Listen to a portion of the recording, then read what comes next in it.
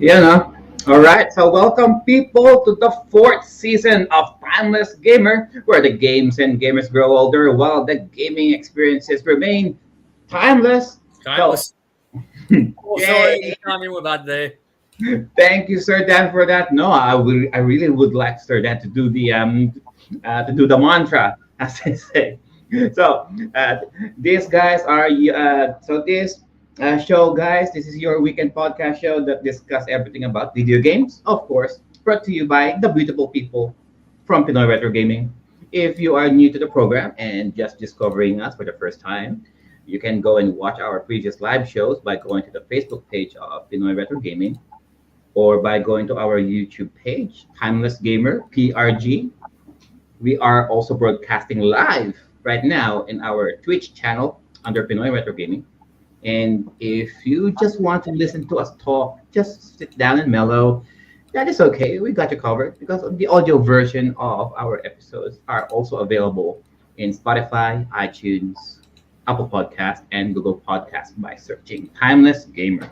So previously on our third season, we left the show discussing about Sega Genesis versus Super Nintendo and our fondest memories about their each of their own gaming library.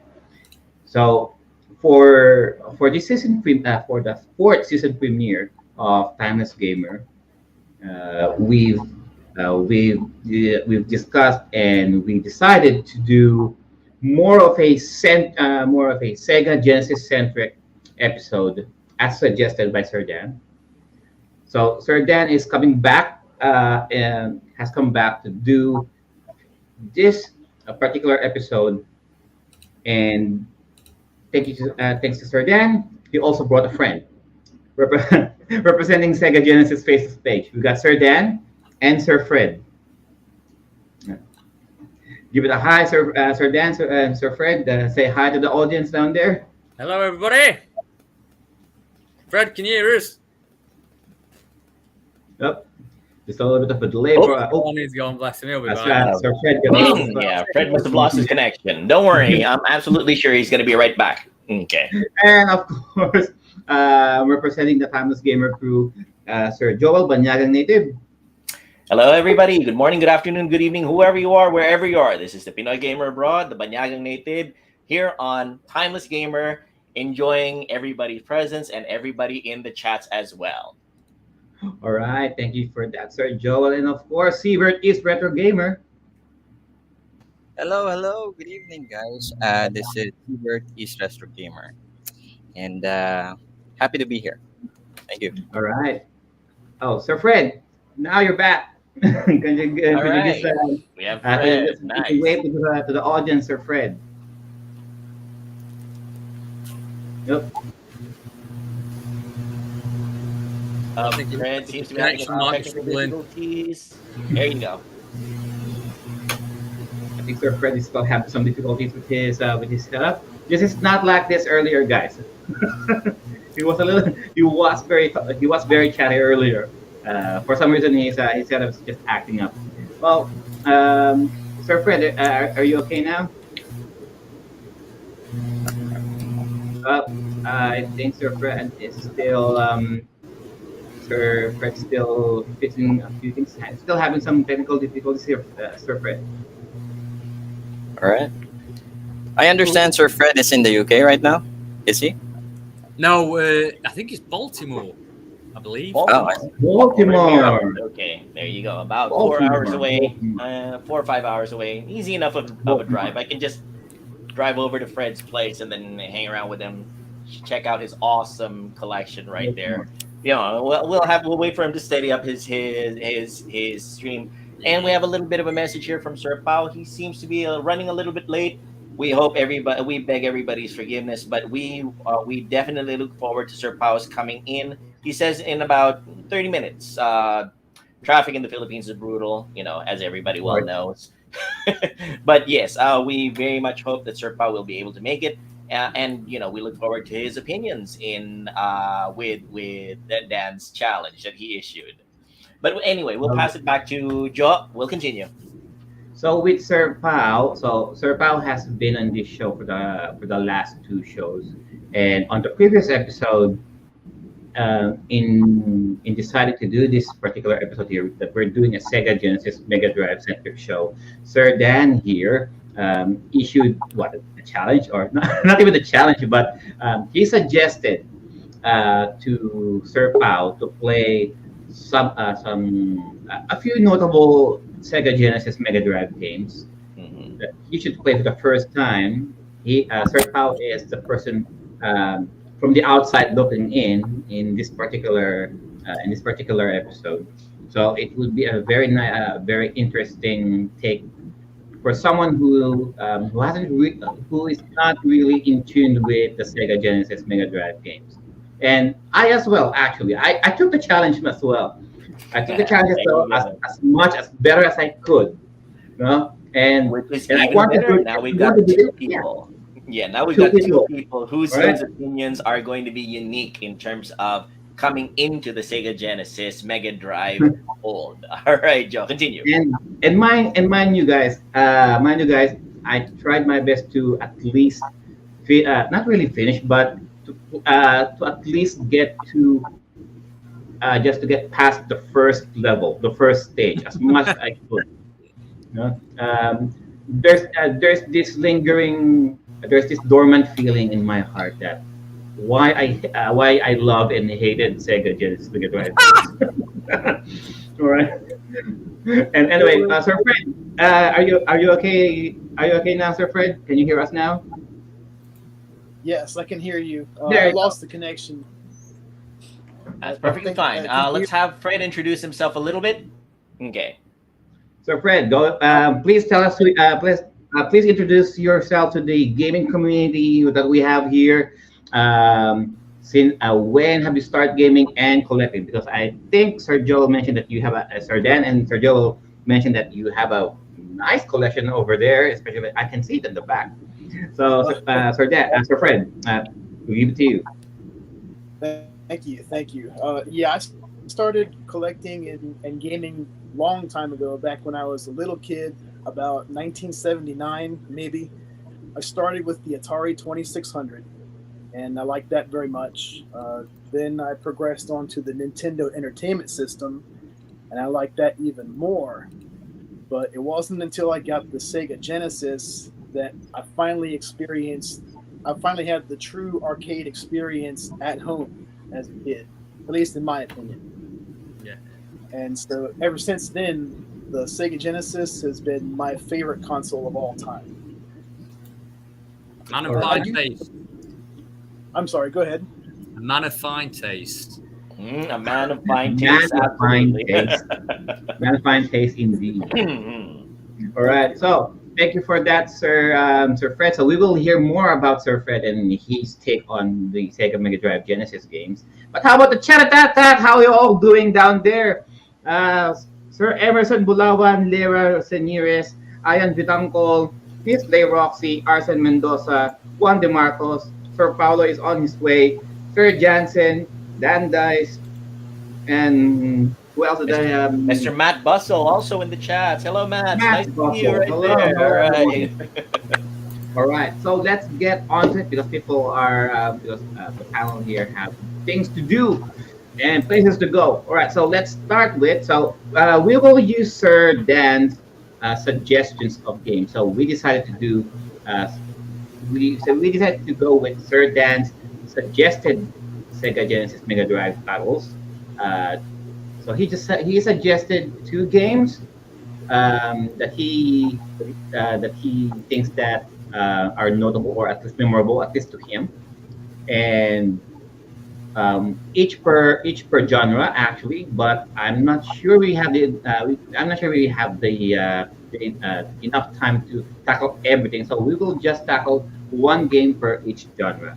So with Sir Dan's as per suggestion here. You've got to go So to start yeah, with, mate. You've got to go yeah. Streets of Rage 2 for the beat 'em up genre. It's the most popular in the group that I manage. It's the most popular game, really, and Mhm. I'd say that if anything represented the Sega Genesis as an overall game, it's that because it is just a arcade beat 'em up, pretty much finely tuned. I actually myself I prefer the sequel, Streets of Rage 3, but Streets of Rage 2 is the most popular and the most polished.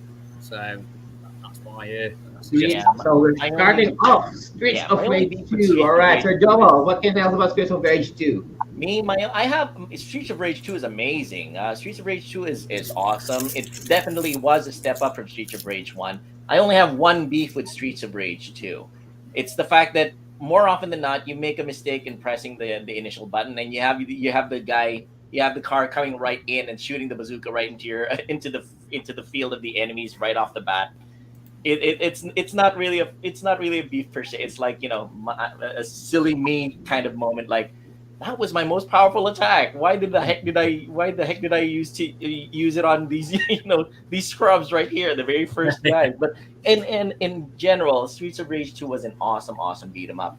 And like Dan says, the beat 'em up genre really showcased how amazing the Sega Genesis Mega Drive was in terms of performance, because when you got used to arcade performance, when you went to the arcades and everything, you saw how vibrant and how quick everything moved, and how not disappointing. It's a little bit it was a little bit different when it came to to the Nintendo Japanese Famicom NES experience. But when you hop onto the Sega Genesis part, it felt almost one to one with the arcade experience. That's my opinion of it.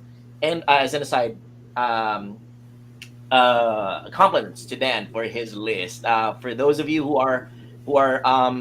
who might be coming in, Dan provided a list of 24 games of two games per genre, a really comprehensive list, if you ask me, and a very good list of if you're gonna get a taste of what the Sega Genesis Mega Drive era is all about.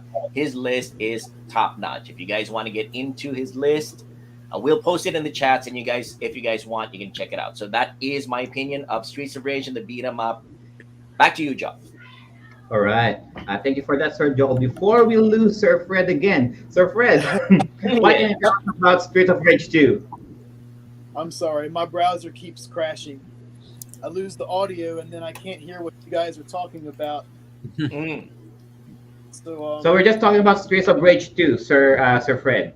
Starting out with beat 'em ups. So what can you tell us about Streets of Rage 2? I don't suppose you got one at the back? Streets of Rage I have 2. all of the Rage games in some form or another. Streets of Rage 2 is probably the best one out of the three. The first one, it's a classic, and there's nothing wrong with that one, but Streets of Rage 2, they improved on everything.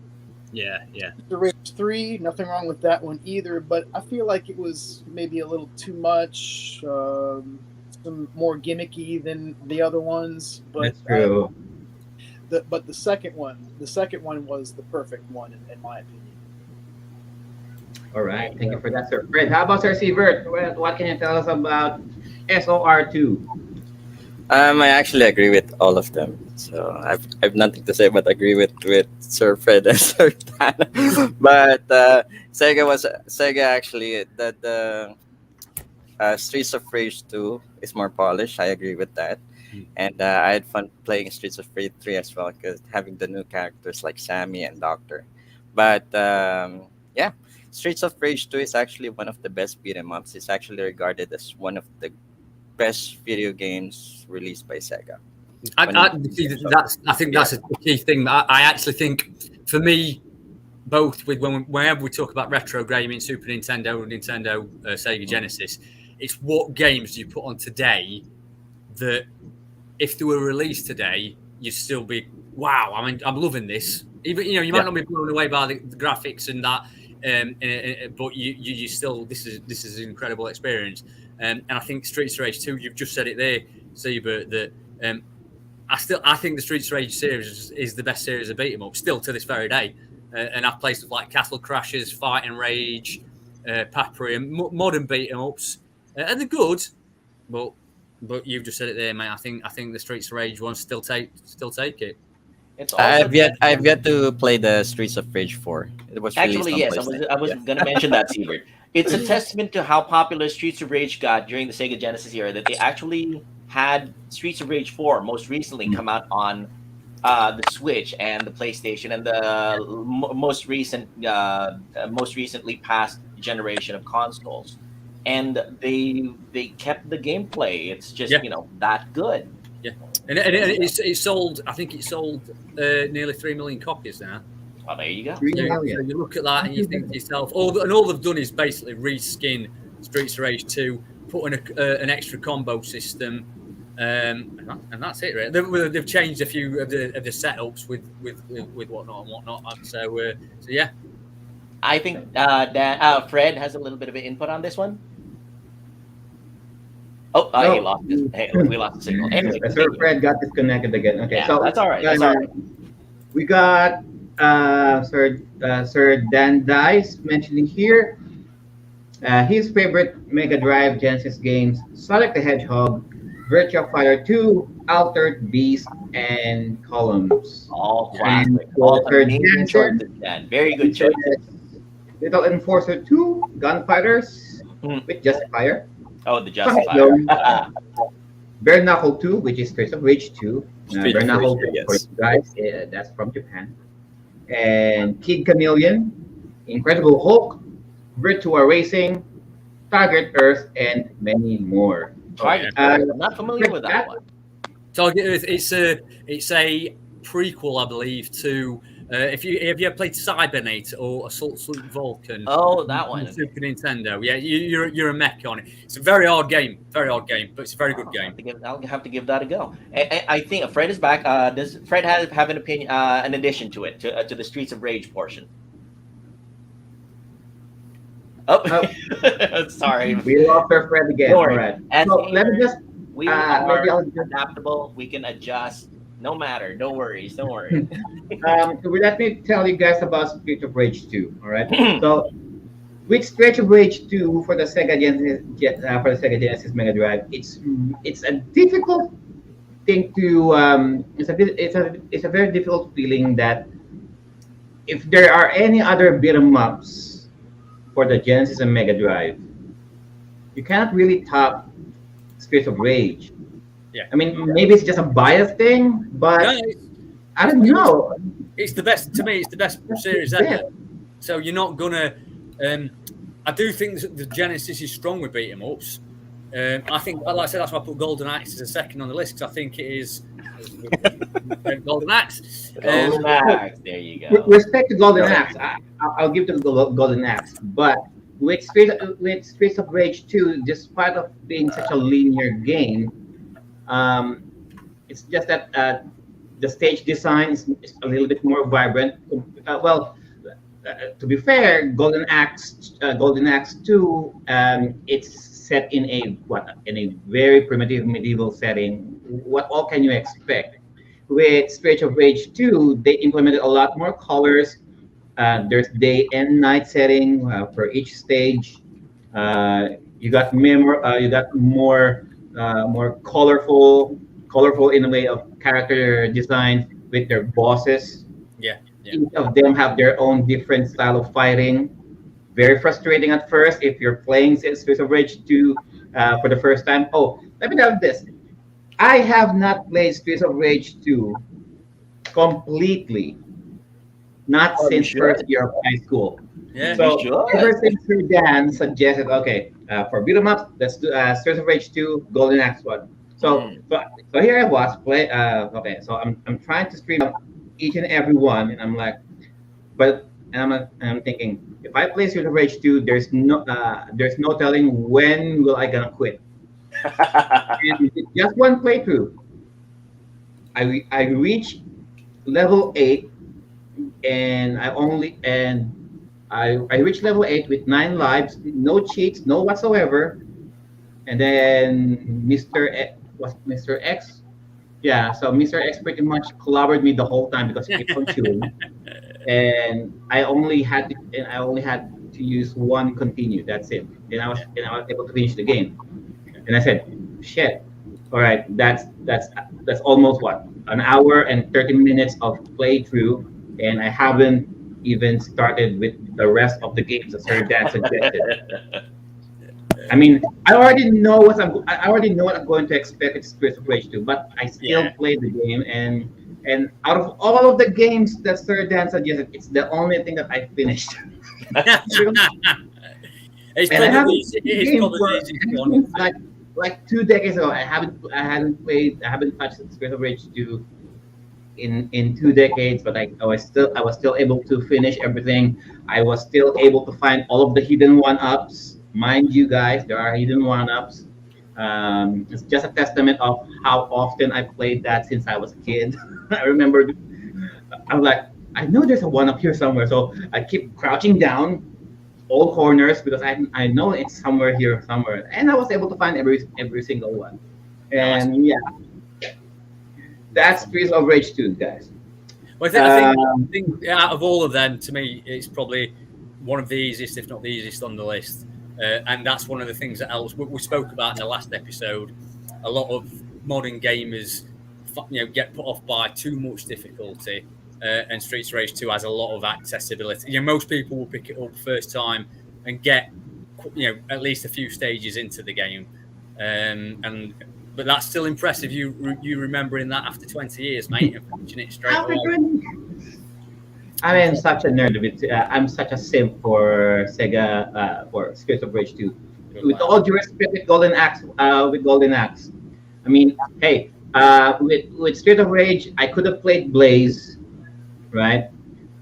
I could have with Golden Axe. I could have played who's the girl? Tyrus. Tyrus. See, Tyrus Flew. Tyrus Flynn, Yeah. right? Yeah, right there. Mind you guys, those two girls helped me with puberty. All right. Yes. All Yes. sleepless nights back when I was I was a preteen. All right. All of the pixelated goodness right there and there. That's my man. That's my man. And with Street of Rage 2, and the panel is right about this. With Street of Rage 1, it's a basic, it's a very linear, not much of diversity beat 'em up game. For a special, it's just a police car shooting things. That's it. But with Street of Rage 2, I don't know. Maybe they took a page from Final Fight that each of them have their own unique move list now, their own special moves, and maybe that's why it's between SOR2 and SOR3. A lot more people are more inclined to like Street of Rage 2 better because that's the first game out of the trilogy that introduced the special moves. It's a good shout, mate. It's good. Yeah, I think that's a great shout. I actually can't remember Final Fight. They have small differences between Hagar as a pile driver, but I can't remember any other games introducing the special moves like Streets of Rage did before that. The actual special moves like Blazer's Hadouken or Short Hadouken. So yeah, that's a very good shout, mate. I wanted to finish this. I want to finish the game as fast as possible, so I chose Max. Right. Say what you will. He is slow as fuck, but he gets the job done. He does. He does. All right, so let's move on with the next genre. We'll go with the shooters. So Dan says Thunder Force 3 and Hellfire. So who among you guys played Thunder Force 3 and Hellfire? I was more of a Thunder Force guy myself back in Sega Genesis. I'll have to admit it's the visual effects of Thunder Force 3 really wowed me. We're talking like if you're any kind of side-scrolling shoot 'em up shmup kind of guy, Thunder Force 3 really gives you everything in terms of side-scrolling shmups like visual vibrancy, special effects, weapon selection. The nice thing about Thunder Force 3 is if you're also a side-scrolling shmup fan, is the difficulty is not the hockey stick, incline where it's nice and good and then it ramps up badly. The nice thing about Thunder Force 3 is that it has a nice general hardness incline, it's not challenging to the point that you would say right in the middle of it, screw this, I can't do this. No, this Thunder Force 3 eases you into the side-scrolling shmup genre. And personally, for me, I'm not very good when it comes to Twitch games, like I term them. But Thunder Force 3 was really right up my alley. It had a good balance of difficulty, it had great visual effects. Even my daughter Alexandria, when I was playing through it, really got into it. And it's the kind of game that it's the kind of game that you would show somebody to who is unfamiliar with the Sega Genesis and Megadrive and say, this is what you're missing out on when it comes to quality games. Thunder Force 3. If anybody's at all interested in side-scrolling shoot 'em ups, this is the game to try. Back to you, Joe. Oh, I think Joe might have experienced. gonna- Oh, here we go. Thunder a Force little 3. bit of yes, we have the footage here showing right now in the main screen. For those of you who are in the audio portion of the podcast, you guys truly are missing out. You guys should catch us live with the actual streaming of of our podcast, Timeless Gamer. So for those of you who are in the audio podcast right now, let me describe what's on screen. Joe is showing Thunder Force 3 for Sega Genesis. It really the special effects in the background. The thing about side-scrolling shmups is that you tend to focus mainly on your ship, and anything around it tends to blur into the background, and you tend to not notice it. That's not the case with Thunder Force 3. When you have a look at Thunder Force 3, all the effects in the background really pop out at you, and there's so many things to have a look at. That works both to its advantage and disadvantage because of the fact that you see parallax scrolling in the back. You see little things flicking in and out. You see a lot of different happenings in the background, and visually it's a feast. But at the same time, it can take your attention away, and before you know it, you've lost the ship already. Wouldn't you agree, Dad? Yeah, right. So you're gonna have to bear with me on this one because this is possibly my favouriteest game ever. So to say I love it is an understatement. I think is an absolute masterpiece. I think that you've already touched on very key elements: superb parallax scrolling, superb graphics, fantastic difficulty curve. Because it is for a shoot 'em up, it's quite an easy game, really. It's got a challenge, so you can get your teeth into it. But it gives you a lot of extra lives, and there's a lot of shield placements. So when you get them shield placements down, you can progress quite nice and steadily. But the difficulty levels, the extra ones, give you a real nice challenge. You play this on Mania, you've really got to work to progress. So it's fantastic. But what absolutely knocks it out of the park for me is the soundtrack. It's an amazing. When I say amazing, I mean I can listen to this just by itself over and over again. It's a very metal soundtrack, a very rock orientated soundtrack, and you're just constantly stimulated by these visuals, by the music, by the speed, by the action. And I'm a Twitch player, like I'm an arcade player, so I like I'm changing gears, I'm shooting, I'm watching things fly past me, I'm hearing all these beats go off, and I'm like, ugh. I'm doing it 30 years, and it still makes me buzz every time I play it. So it's just that's yes, I like the game.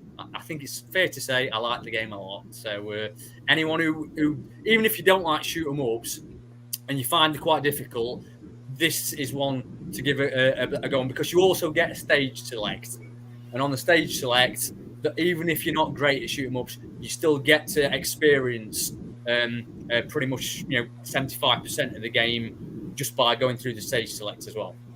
Yeah. That's it. You know what? I feel a bit embarrassed with what Dan just mentioned about this game being easy. Because I really suck with shoot 'em ups. I've been playing R-Type Delta and all those shoot 'em up games on the PlayStation, and this is one of those games that I played with Sega.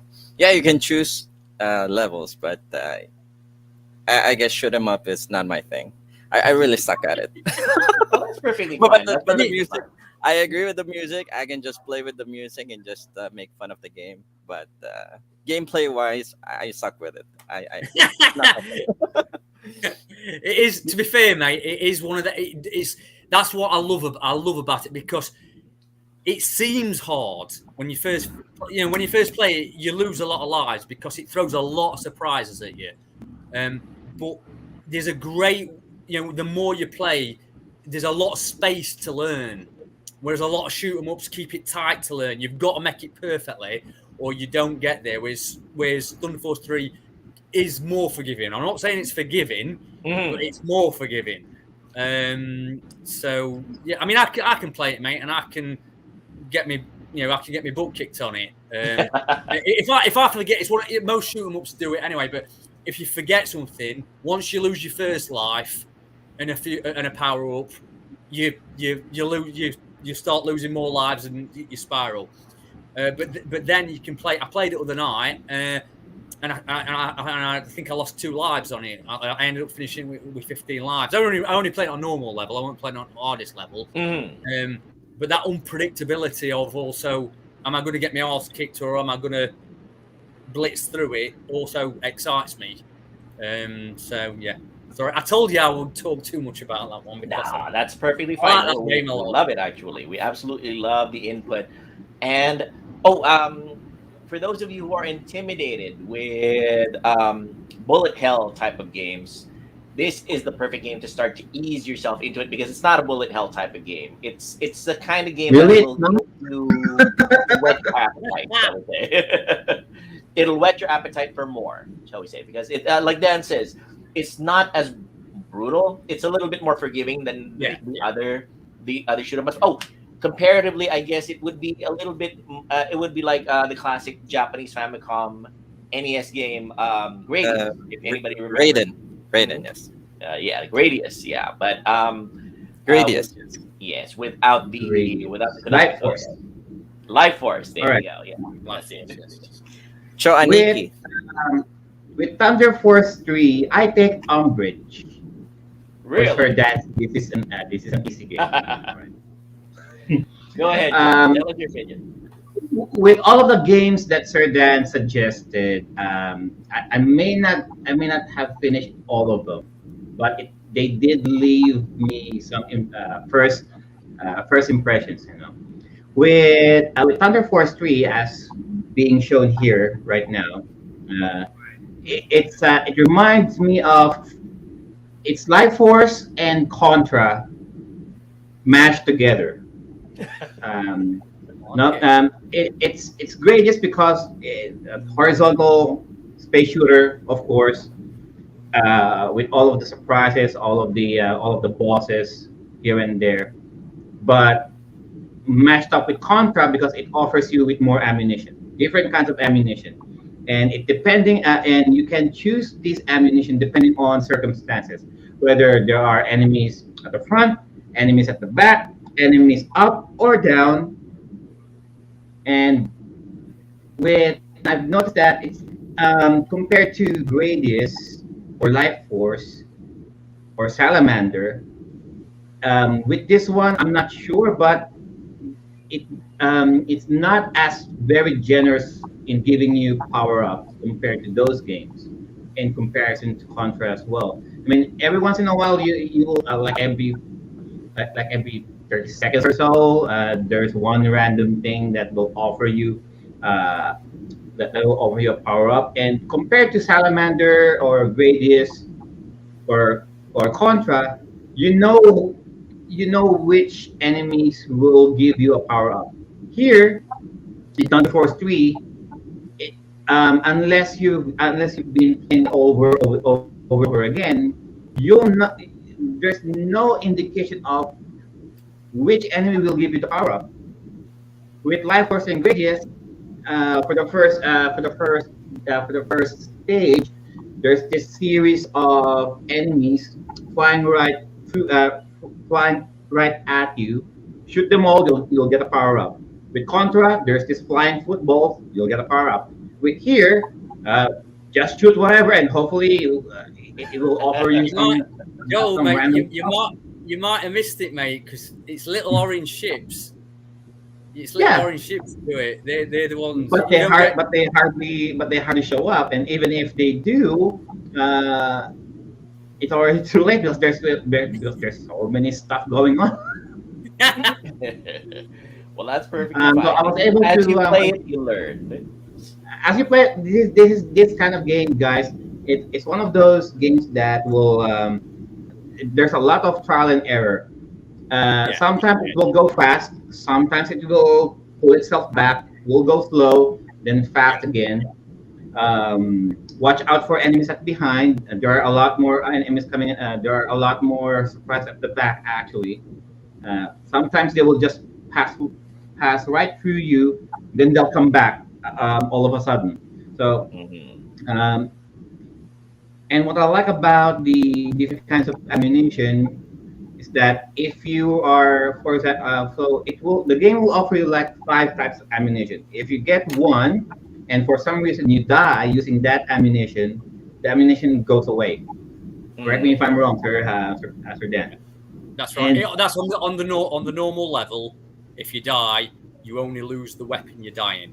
If you play it on the harder levels, you lose all your weapons. You you lose lose all your weapons except everything. for the blaster, the Yeah, default Oh, blaster. so that's why I'm not familiar with that part because of the fact that I never play hard. If ever, as long as an easy option is there or normal, I always play easy or normal. No, no, yeah, I'm same with you, Sergio. I don't Yeah. play the hard level. Yeah. I Especially mean, I'm with these just here kind of for the games. story. Especially with these kinds of games, guys, just play easy. No, no one's looking. You're not trying to impress anybody. Just play easy. See how you like it. All right. I mean, So heck, I really don't have much to prove when it comes to gaming. Honestly, like I said, I'm just in it for the enjoyment. For retro games, I'm just having a look at what the stuff that I missed out on during the time that I missed out on it. And that's the nice thing about being gamers. You play at the pace that you feel comfortable at. Just enjoy it. And that's what gaming is all about. Back to you, Joe. all right. So Sir Carlo is here, and Sir what is this? Baruna Baruna Royka. Royka, there you go. Hi, Baruna Tito Joe. Royka. Hello, Baruna Royka. It's nice to see you in the chats. Thanks very much for hanging around. So Jomer Joestar said here only Sega games have played are PC ports like Virtua Fighter 1 and 2. Sir Still Matt valid. mentioned Mazin Saga. Mutant Fighter is an underrated beat 'em up that I think has really great gameplay and design. Very good Mazin shout. Saga. Master Really? Saga, I've only played a I haven't little heard bit of of it. it. If you guys are familiar with the Mazinger Z, Filipinos would absolutely love Right, playing right, it right, right. because of the fact that Filipinos Mazin grew up with Jersey. the giant robot era. The five giant robots of Monday to Friday, which would be Mikando Robot, Daimos, Mazinger Z, Focus Grandizer, 5. and Voltus 5. So those five were Great most fight. prominent in the Filipino culture back Big fight. then. Whenever you came home at around 5 o'clock in the afternoon, those would be the giant robots that you would watch religiously. And Mazin Saga on Sega Genesis is related to Megadrive, is related to the Mazinger Z series, if I remember Same correctly. universe, I think. Right. Yes, same universe, I think. Yeah, there you go. Uh, Thanks very Rosel much for here. that. Thanks for that. Thanks very much for that, Matt Bustle. Right. Rosella Reyes says Fantasia, Contra, Hardcore, Earthworm Jim, Sega are the games I played on the Sega Genesis and Mega Drive. All right, Really moving good on. choices, Rosello. Nice choices. Very good Very nice choices. choices. Hard All right. Corps that's a tough game. That's a tough Hardcore, game. yeah, that was brutal. Honestly, Yeah. it's part of the Contra series, if I remember correctly. Yeah. And yes, it has the It's trademark Contra brutality in terms of difficulty, exactly. but it was really really good in terms of gameplay as well. For those of you who are familiar with the Contra series in the Japanese Famicom, US NES, Contra Hardcore is the way to go too. We also have a message here from Sir Pao. He is coming in very soon.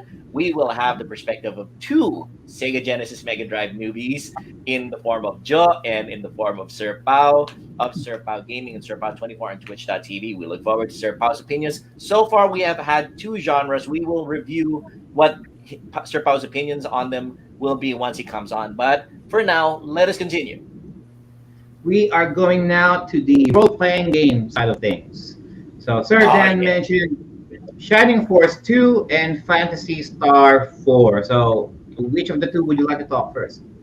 I'm out of honor. I think out of honor for Sir Joel, we're going to have to go Fantasy Star 4 Oh my because gosh, yes, Fantasy absolutely. In Star my for me. case, I would have PS4. to go Fantasy Star 4. Yeah, because of the fact that again, for me, I'm a Fantasy Star kind of guy. During the days of role playing games in the heyday of 16-bit RPGs, Fantasy Star is really where I was at. Everybody was into the Final Fantasy series with Final Fantasy 3 on SNES, or I believe which was Final Fantasy 6 in the US. I went for the Fantasy Star series, and Fantasy Star 2 it started with Fantasy Star 2 for me, went on to 3, but 4 was really where it all came together. If you were at all if you were at all into the Fantasy Star series, if you played Fantasy Star 4, you would be amazed with how many callbacks there were to previous games, with the quality of the game itself. The gameplay had been refined to the point of perfection, and it had one of the most satisfying endings for RPGs ever. Really, once you got to the very end, you would say Yes, definitely. that was worth the journey. Once I got here, there are no regrets. I have to say that with Fantasy Star 2, that was the Empire Strikes Back portion of the series. Once you got to the end, you went, oh my god, I hope things get better afterwards. When you got to Fantasy Star 3, things were shook up a little bit. The things were a little different, but when you got to 4, it all came together. And despite a little bit of clunkiness for modern gamers, because well, we old school gamers are very much turn based kind of guys. We love our turn based action and everything. Well, some people might say, "Oh, that's a little bit too slow for me." For people like me, that's the perfect speed because of the fact that Fantasy Star 4 got the storyline right, got the visual design right, got the music right, got the pacing correct, the surprise, the twists, everything. I'm sorry to have to say, but for again, it's pitchfork time. Final Fantasy guys, you ain't got nothing against Fantasy Star. Okay. There we go. I agree. I agree. I think Well, Fantasy Star 4 is definitely the that's best Final fired. Fantasy. All right, Sir Yeah, Dan, what go can you ahead. tell us Peter. about Fantasy Dan Star agrees with 4, me. Sir Dan? Yeah, mate. What a brilliant summary there from Joel, mate. I think that's brilliant.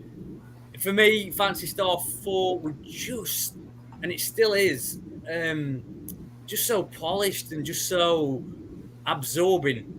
I can't really say that much more than Sir Joel's already said, but I think probably the one thing he did touch on with the cutscenes. Oh yes. The cutscenes in the game, and in particular the humor. The humor, forgot to mention that. Yes. and the cutscene is just perfect Mm. because it's very, very grounded, and it takes it a science fiction adventure back to earthly roots. Yes. And for example, in one point, there's a woman in it called Alice, and she meets a guy who gives out to other adventurers her figure measurements. So she punches him and calls him a blabbering old fart.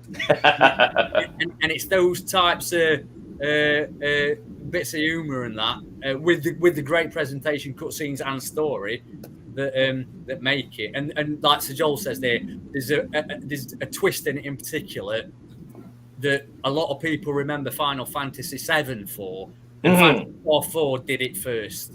Yes. And that was a lot of people talk about the Ares moment and other bits in Final Fantasy VII being wow, blowing your head off. Well, that's what I experienced with Final Fantasy IV, and got that satisfying ending that Sir Joel talks about as well. Yes. So how about you, Siebert? What's your opinion on it? Well, I hate to say that, but I don't play RPG games, so that's it's not my yeah, because I'm not into that grinding, leveling up. But I've tried several RPGs back in the days, like Final Fantasy, of course, Yes. but it's just simply not my thing. Oh, that's perfect. Sorry, guys. That's perfectly fine. That's valid. Everybody's got a style. Yeah. How about you, Joe? So, Fantasy Star in its entirety. These are one of the this is one of the games in Sir Dan's list that he given us that I didn't really play yet. it's one of the games that I didn't play. Why? Because uh, although it's an RPG, but if I'm going to play an RPG, especially Fantasy Star 4, I need more than an hour Yeah, yeah, good grasp of all things because it starts slow. Like Yeah. it starts kind of slow, and then until you get past the first hour of your gameplay. I mean, if you are really going through the motions without doing any grinding, it starts to pick up, and it's a little bit interesting because during the 16-bit era, where Super Nintendo was king, quote unquote, in regarding with Japanese role playing games. Uh, with the sprites, they've been always designed as in chibi form. Going to Fantasy Star, they are more humanoid in form, especially when they're exploring. You can actually see uh, like real humanoids walking in comparison to other 16-bit RPGs that I've played. They are really like in chibi form, like kids. yeah. If you're going to take a look at them, and the ones that I've got, the ones that I'm used to, you can actually see it's either all of them are here, either here on the left side, or your characters are on the left side, all stacked up all together, either on the left or the right screen. You can see all of them facing the enemy, right? With Fantasy Star, when I first saw the gameplay, I'm like, where are my characters? All I can see are just their health bar. I'm like, okay, this is indeed different. And then when I see them attack for the first time, they just show up, do a slash here, slash there, magic here, magic there, and then they go off screen again. And then with Fantasy Star 4, I think I think the developers took notice of that kind of criticism at the very first moment during the first moments of the battle. You can see them, yeah, but just their backs. Mm. Their backs facing the player, just to give emphasis on who's who, who's going to attack what, right? And the only times that you can see their face are during the dialogue cutscenes. The cutscenes, yes. And in regarding with the dialogue cutscenes, I give it credit to them. Um, they don't treat the player like idiots. So it's quite mature actually. The story is quite mature. Yes, there are some RPG tropes here and there, but because this is a what's the best? It's like space opera Yeah, yeah. mixed with magic. Of course, Yes. if you know what I'm saying, guys. Yeah. This is basically Star Ocean. Like there's a mixture of sci-fi, but there's also mysticism involved. So for players of for all of you guys who are fans of Star Ocean or Tales of Fantasia, this is basically it. If Star Ocean and Tales of Games have a baby, Fantasy Star would be the early baby of that, right? Yeah, All right. yeah, A little bit of an addendum, though, Joe.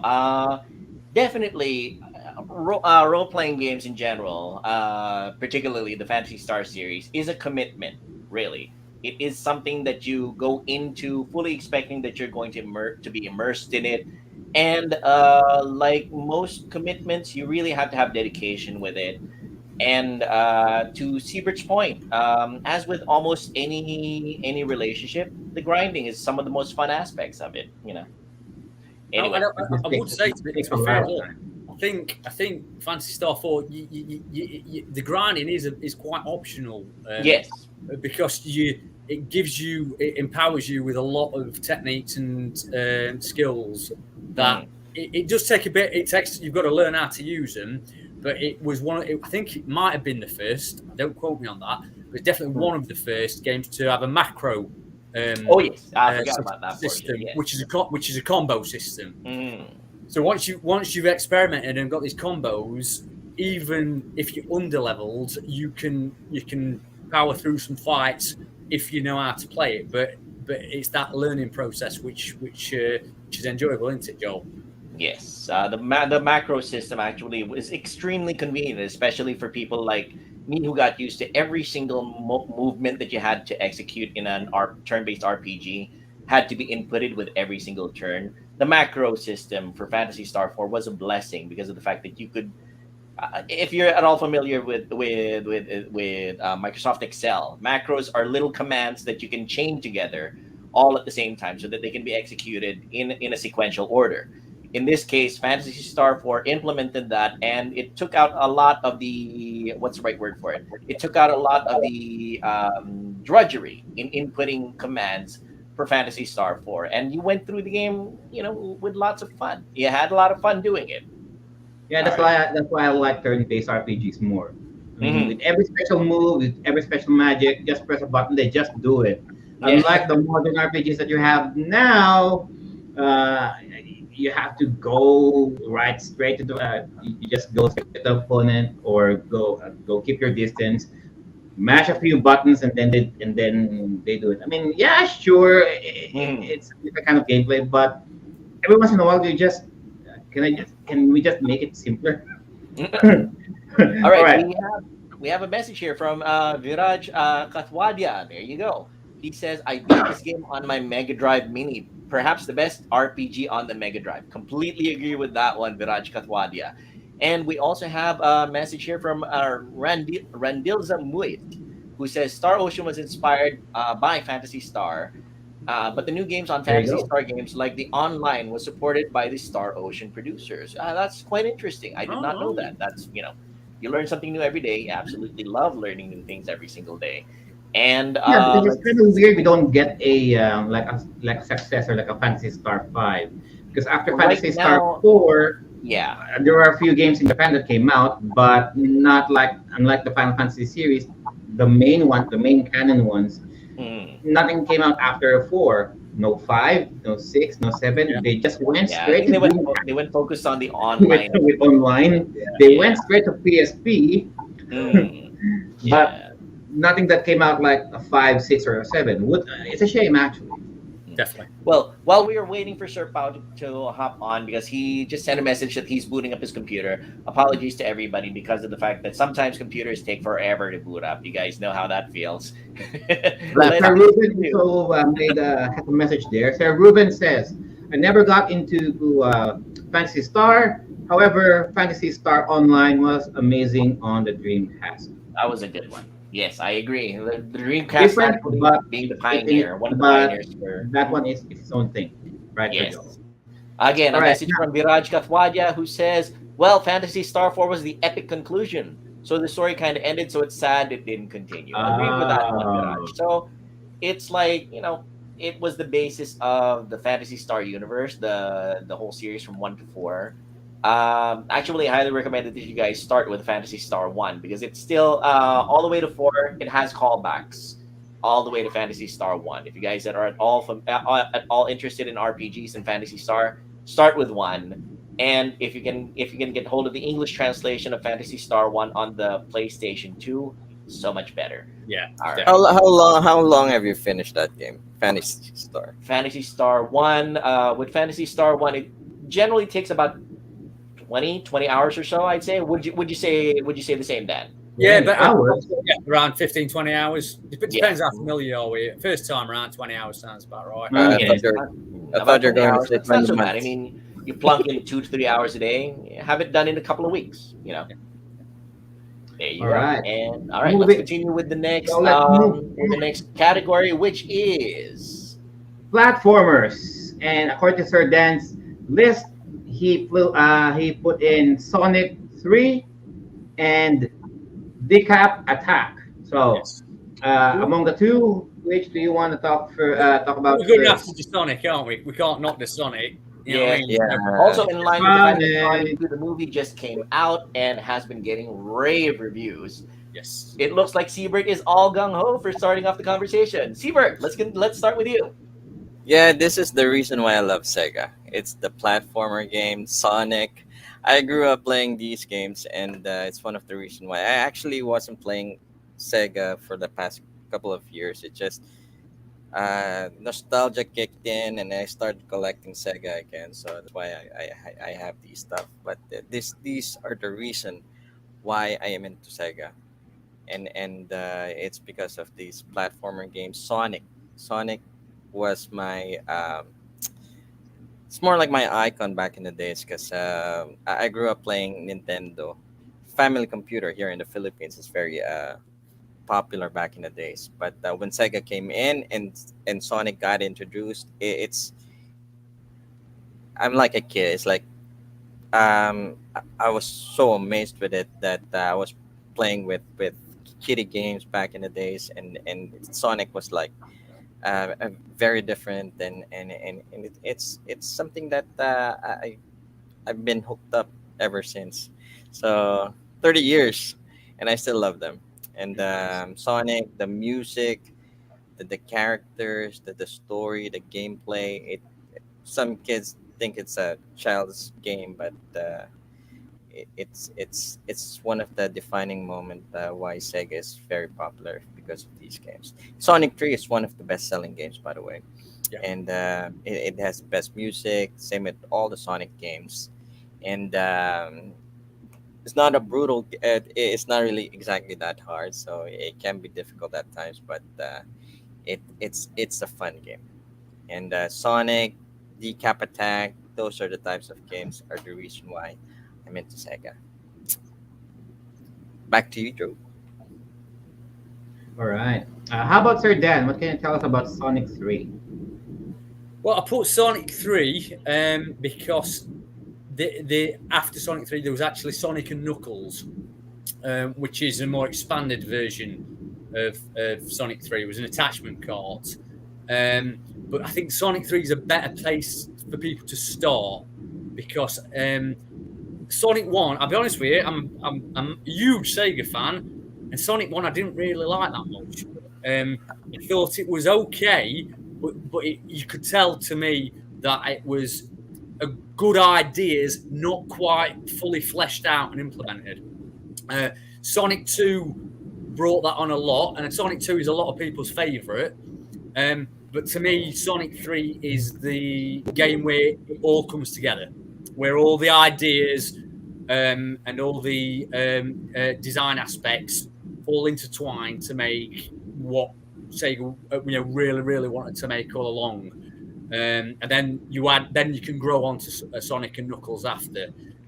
To me, Sonic 3 is it's just got some of the best level design out there. It's I think it's quite amazing how it balances Twitch with the memorization.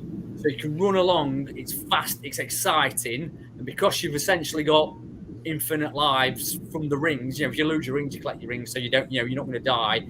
You can take it at your own pace. But once you've memorized where things are, it's the perfect game for speed running. And you can blitz through it, and it's just a real buzz to do it. So to me, this is one that if you're playing Sega Genesis, you've got to give this one a try. Yeah, well, with regards to Sonic, if you're new to these types of games, I would suggest that you play the Sonic one first. It's Oh, because they kind of polish it every sequel. yeah, On Sonic, on the first Sonic, you don't do the spin dash. When yeah, you press down, then you press the button, so it doesn't do the spin. So they improved that and added a new character with Tails. By the way, Sonic 2 is one of my favorite as well because it's the music it's something that sticks on your mind. The music is absolutely amazing, and Sonic 3 is more polished. I agree with Sir Dan about it, and it's one of the best gameplay to start with. But if you're new with Sonic, go with the first one first, and it and eventually go uh, Sonic 2 and Sonic 3. How about you, Sir Joel? What can you tell us about Sonic 3? Let's see. The thing about Sonic is this is one of those games that I can honestly say that I regret not having begun because of the fact that my reflexes are terrible, and and I appreciate how amazing the how speedy the whole thing is. When we did our console wars episode, Sonic is the icon for that the embodiment, shall we say, of the console wars because of the fact that during the time that the console wars happened, Tom Kalinske really tried to try to help cook up a character that would go head to head and at certain moments actually exceed Mario. We all know how much of a juggernaut Mario is worldwide.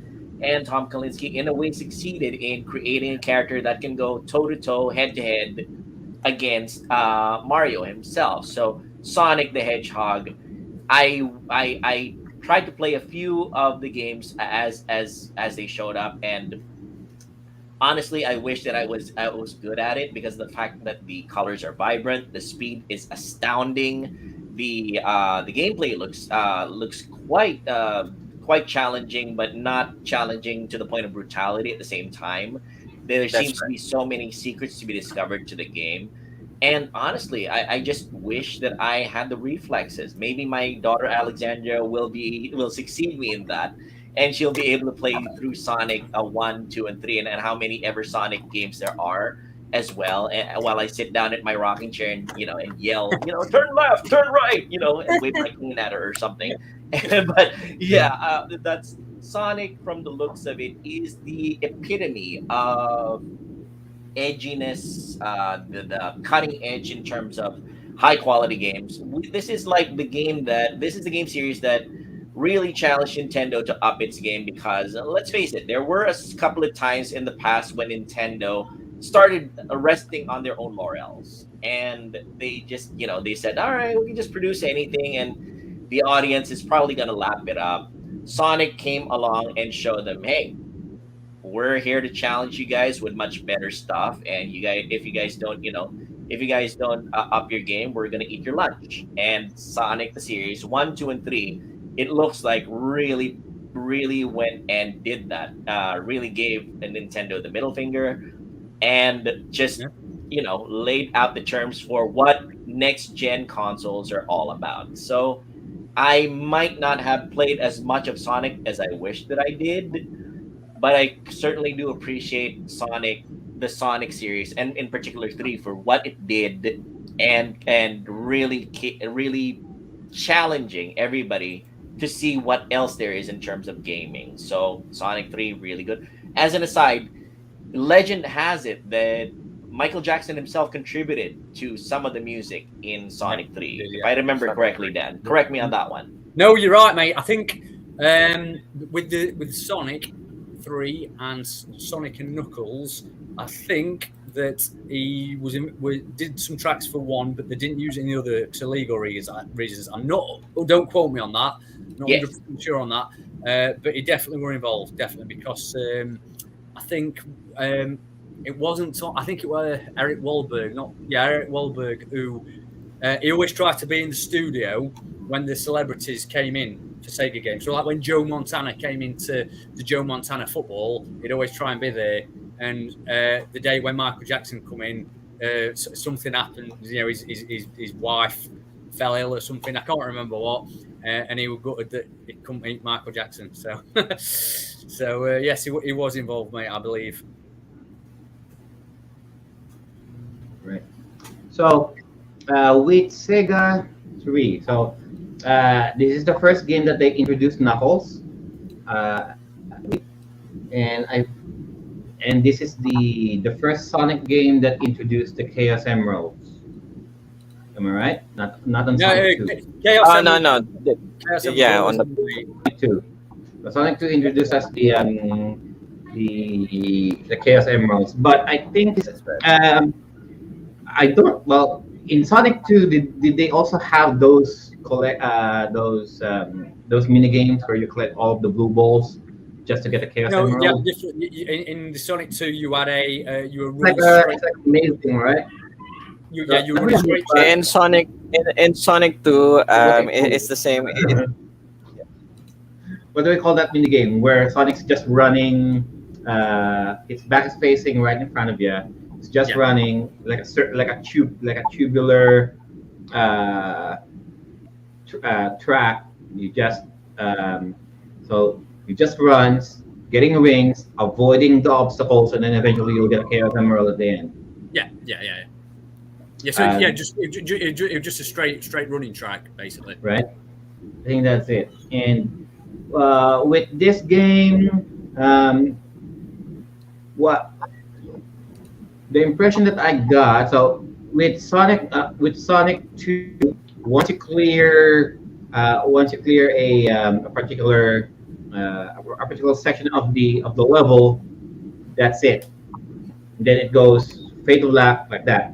It goes fade to black. Area 1, scene 1, area 1, scene 2. So here, once you clear out the first section, it just goes straight. Like it doesn't go to fade to black. It just once you reach the checkpoint, it just continues on. So that's one of the different that's one of the a few of the different things that set this game apart from Sonic 2.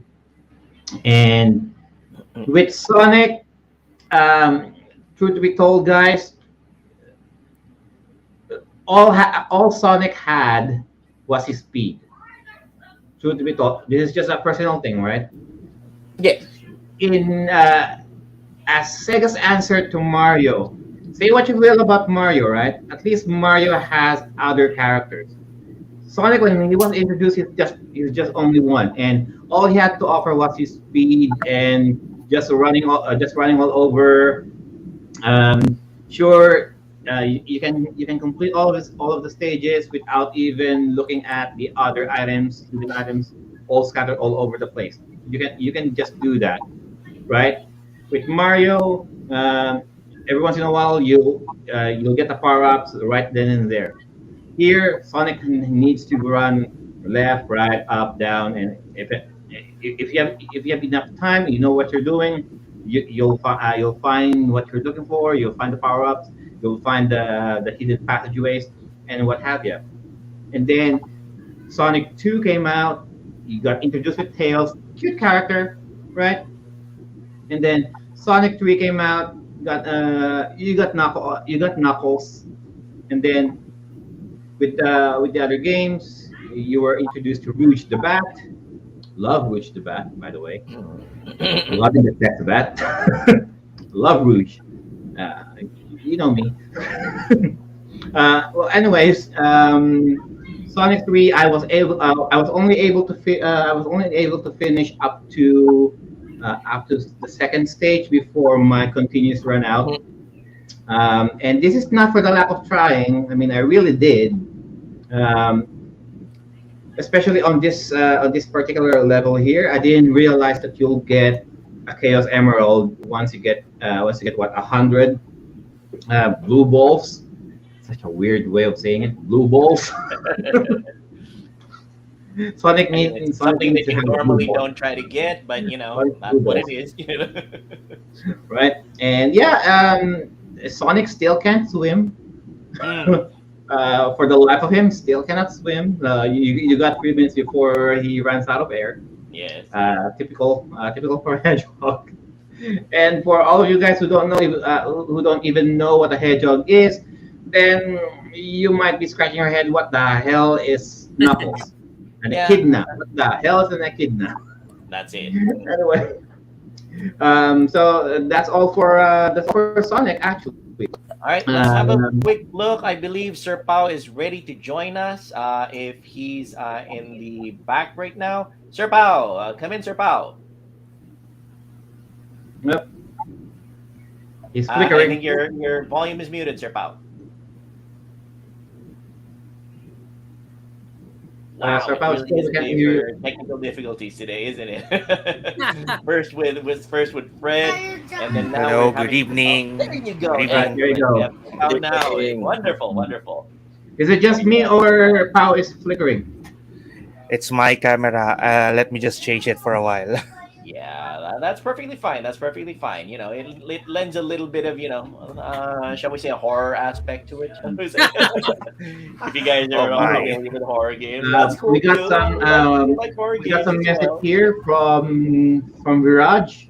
Viraj saying that the panel is correct and regarding MJ, he did contributed with Sonic 3 with Sonic 3. However, due to the allegations going against him back then, he was not credited. However, you had a team such as Howard Drawson and June Senyu that did some of the work too for that credited eventually. Nice, I very believe cool. just to add to that, because when the time this was released, I believe MJ was having problems getting legal uh, child prostitution, if you remember that. So he had legal issues He with had with a he had child a few, Molestation, yeah, more on molestation, allegedly. yeah, yeah, allegedly, yes. allegedly, and this is the reason why his participation on a kids game got scratched. So it's Okay. a You're kiddie about to say game, something, Dan. and No, just saying hello to Viraj. He's a very knowledgeable chap who joins us in the Sega Genesis group, and he's a good lad. He's a good lad. So nice. Very good, very good. Thanks very much for joining us, Viraj. We're very Oh, if appreciative there's of your support. anything good about Sonic 3, guys, it's going hypersonic or supersonic. You know, during the Yeah. times during the heyday of Dragon Ball Z, while Goku's turning Super Saiyan, this is the game that will make Sonic go Super Saiyan himself. Oh yeah. If you have the Chaos Emeralds, right? All right. So now that we have Sir Pao here, is Sir Pao ready to give his opinions on the first few games that we ran through in our series? hello, Sir Uh, Pao. So, wow. Oh, Still having some mic issues. Hello, good evening. there you go. Okay. Ah, finally. All But right, Sir then I'm Pao. still having a little audio issues while I am trying to re-prepare myself for this. Oh, that's perfectly fine. That's perfectly fine.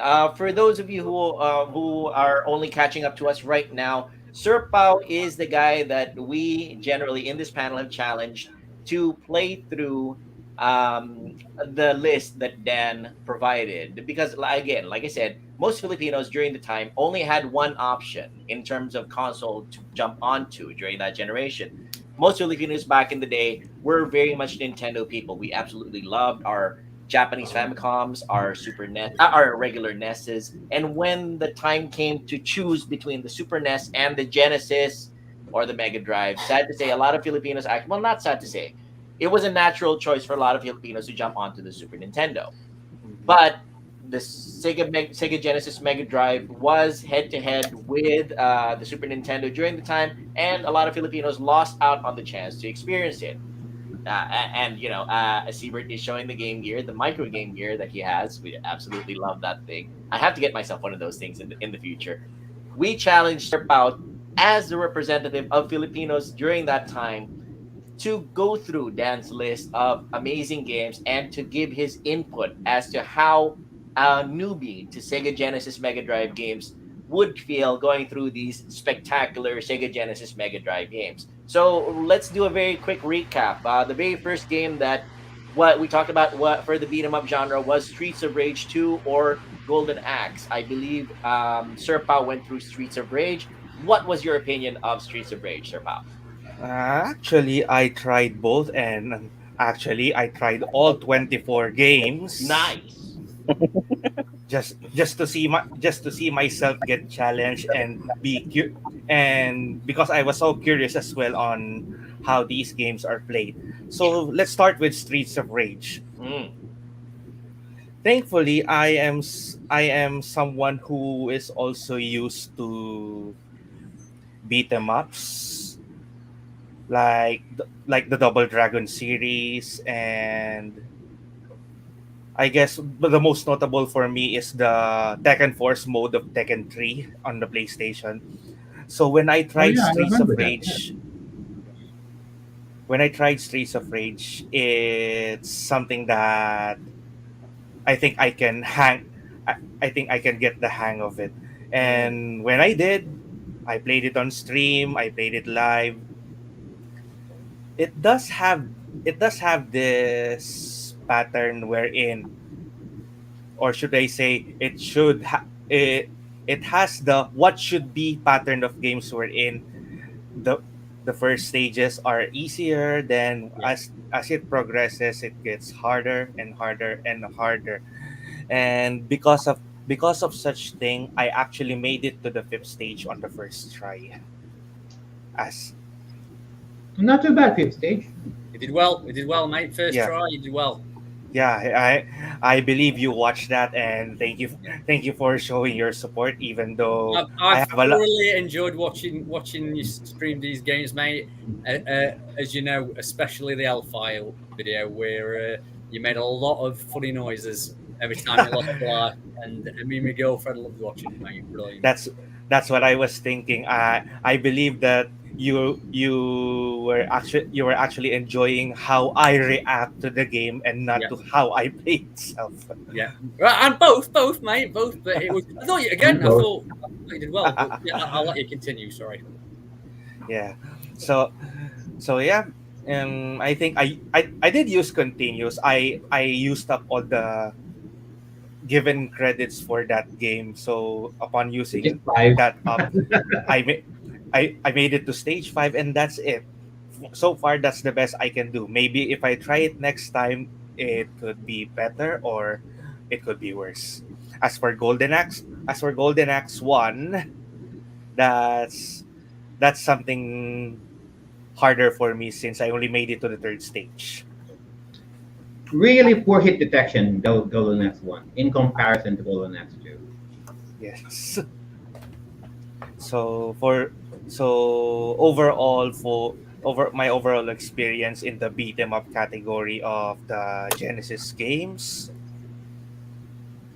I think I can do better. I think I can do better in the Rage series rather than the Double Dragons. Okay. Nice one, mate. All Or right. Go So Next. for the shooter, how about Thunder? It's Thunder. How about what did you try? Thunder Force or Hellfire? He tried both actually. The Yes, nice thing about Sir Pau's challenge that he was willing to go Well, through which, every single game in the series. That Yeah, say that that which of the two did you like more, Thunder ah, Force or Hellfire? good question. hmm.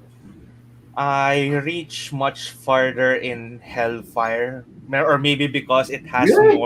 it has more credits provided than Thunder Force. I, Okay, there you go. I I think I hated yeah, Hellfire.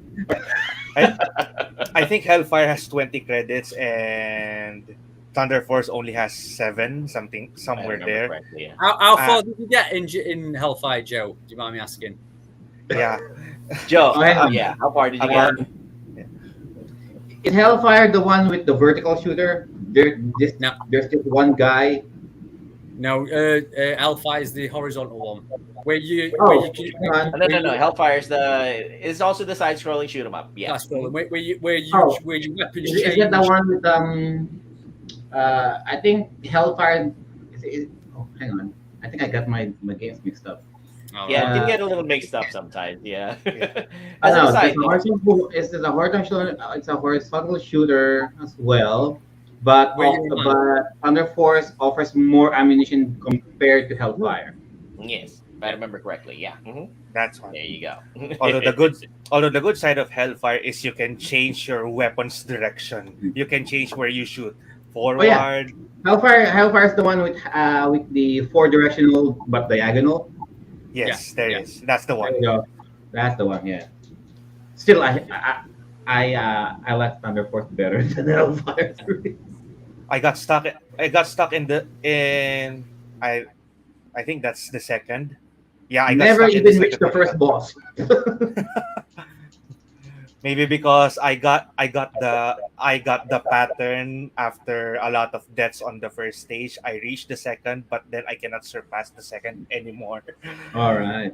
Probably because of the Maybe I difficulty. just suck. Yeah.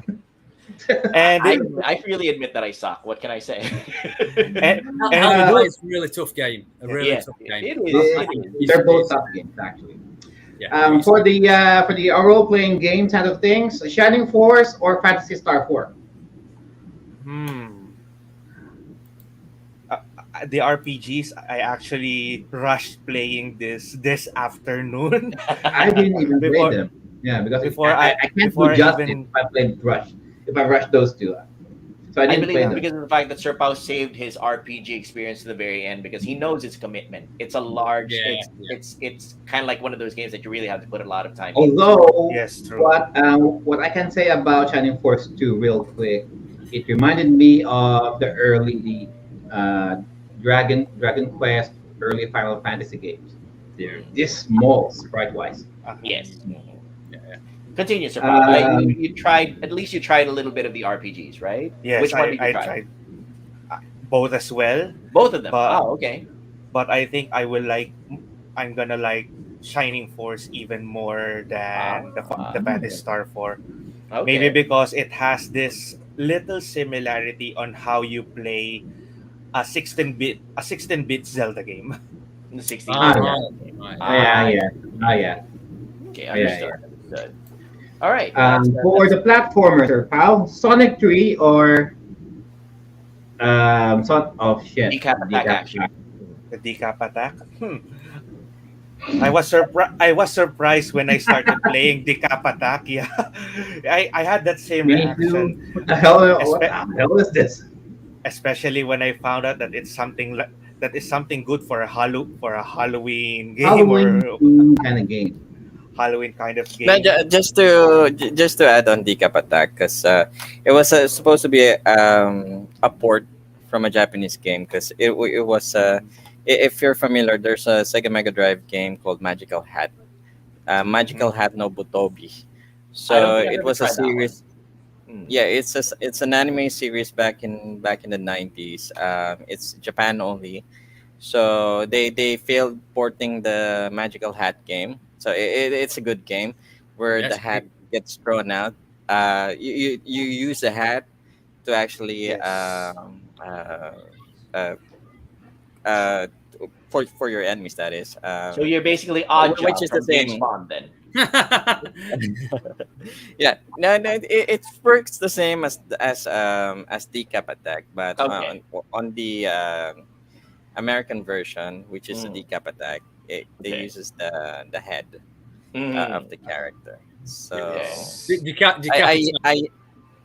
Sorry, I had that magical hat Nobutobi, so it's not just with me right now, but it's a fun game. So same with Decap Attack, but that's the reason why there was a Decap Attack, because it was a failed port Port. supposedly from a Mm. Sega Mega Drive game, which is Magical Hat Nobutobi. You're And about I to say think something, Dan. no, just I gave Surprise the Cap Attack because it's actually a fair bit easier than Magical Hat. On Magical Hat, you don't get any energy, you don't get any Mm. life I see. force, you die That's right. Yeah, instantly. Yes. Whereas Decap Attack, you get three three a lives. horse. Yes. So it's an easier game to get into, but they're essentially the same game. My personal favorite is Magical Hat. Mm. I love that one, Yes. but to get into, I think Decap Attack's an easier one. And I And think we I also have a message understand here why. from Matt Bustle who says Decap Attack is a favorite of mine. And if I did remember, it was also Matt Bustle who said something along the lines that Rise Star was also a really good platform as well. Yes, There you yes, go. very, If very you much guys so. are at all familiar, or if you guys are at all interested in platformers, Rise Star is also a really good game on the Sega Genesis, Mega Drive.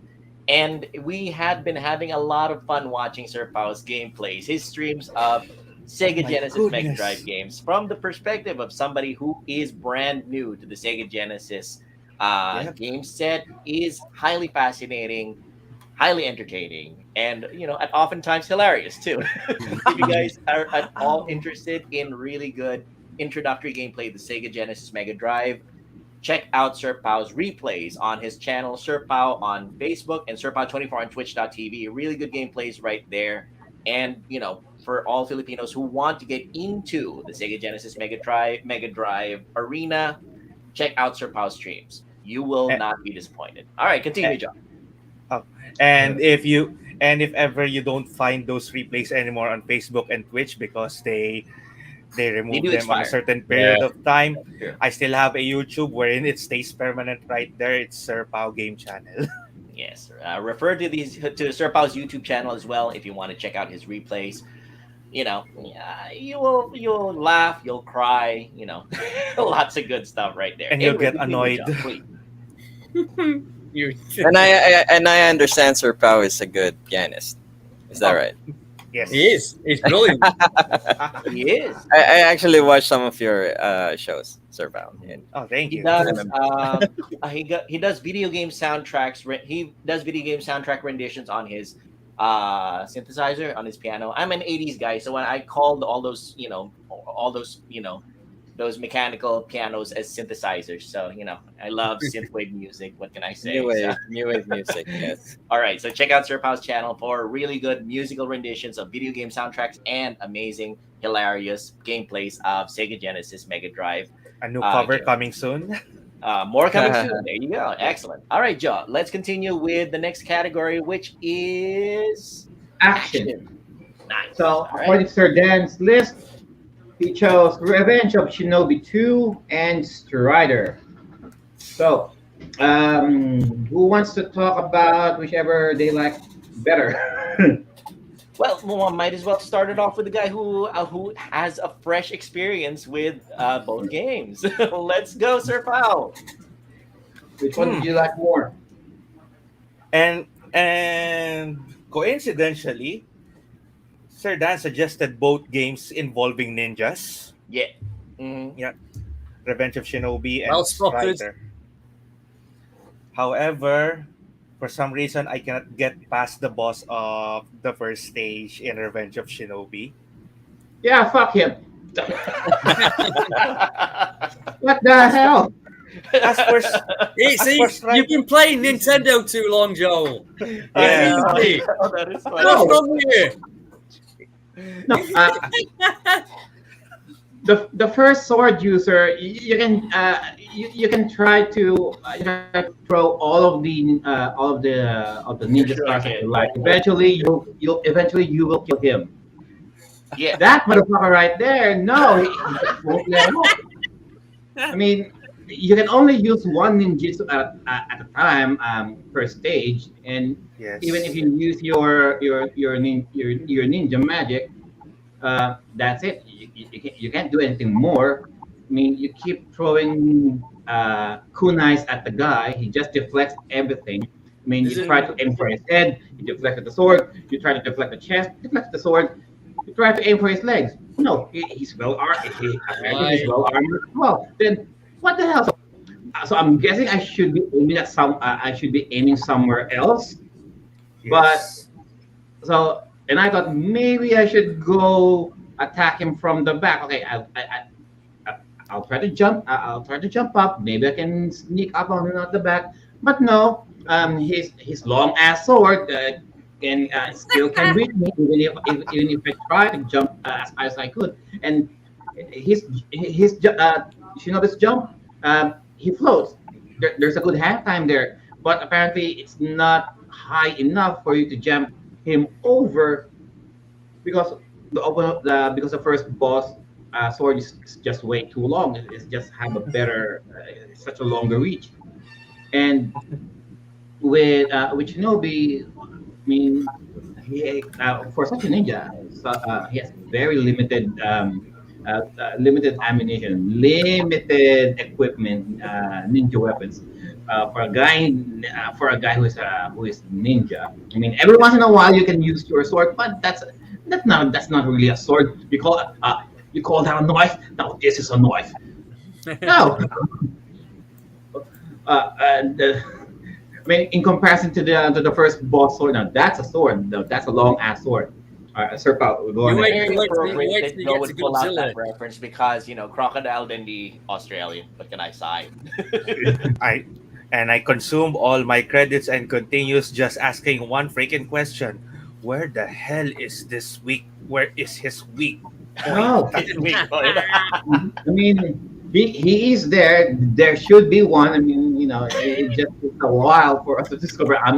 see- We are not going to look for a walkthrough here. We're not going to look for some players. We are going to play this blind. Eventually, we will get it. No.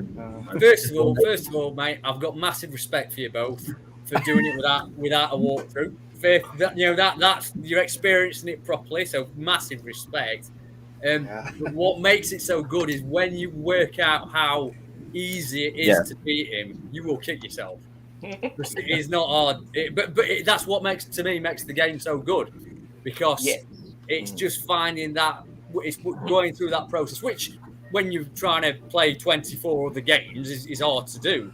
But when you sit Yes. down and spend a good week or so many days doing it and you work it out, you will kick yourself. You think flipping out that way easy. Yeah, for Yeah. all you Elden Ring fans right there, you ain't got nothing. We've got Revenge of Shinobi right here, and we've got all the retro games that'll kick your high knees from here to the other plane. Seabird, what's Well, your opinion? You know what? That Elden Ring game, I thought it was a port from Eternal, from the PlayStation 2 game. Then I remember Eternal Oh Ring. yeah, that one. So I think I it remember wasn't. that It one. wasn't. Yeah. But I it's not. remember. It's a totally different game. Well, Yes. since you mentioned it, I just remembered. But anyway, I'm a big fan of Shinobi. So I Shinobi 3 was for me is the best, the best of all the Shinobi series. So I played some of the games from the Game Gear, the Shinobi 2, Silent Fury. So where you actually rescue seven ninjas to uncover seven crystals, and which have different abilities and all that. So I'm a big fan of Shinobi.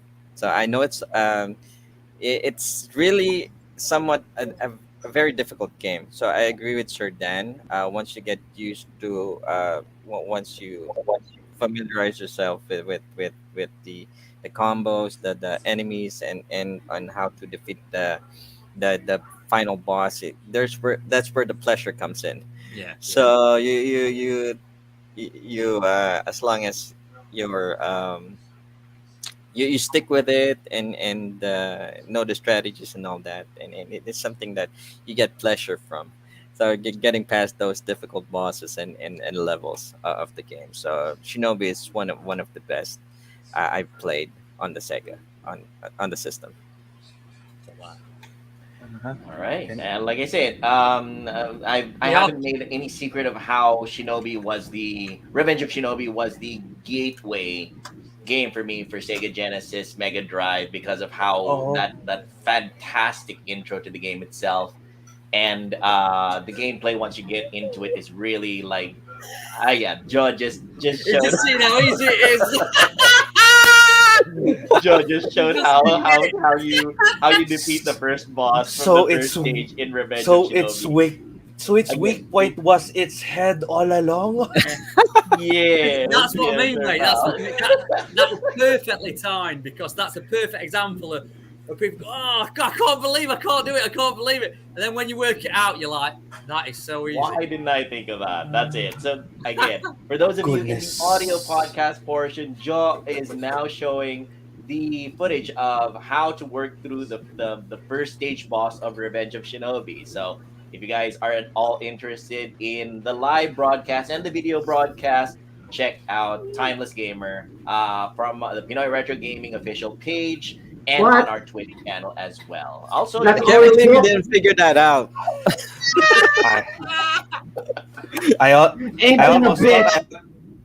I almost thought I have to replace the character and kick that boss oh, right there you somewhere go. down there. That's the way, mate. There you go. All right. Nicely done. Nicely done. So that is Sir Pau's opinion of Revenge of Shinobi. The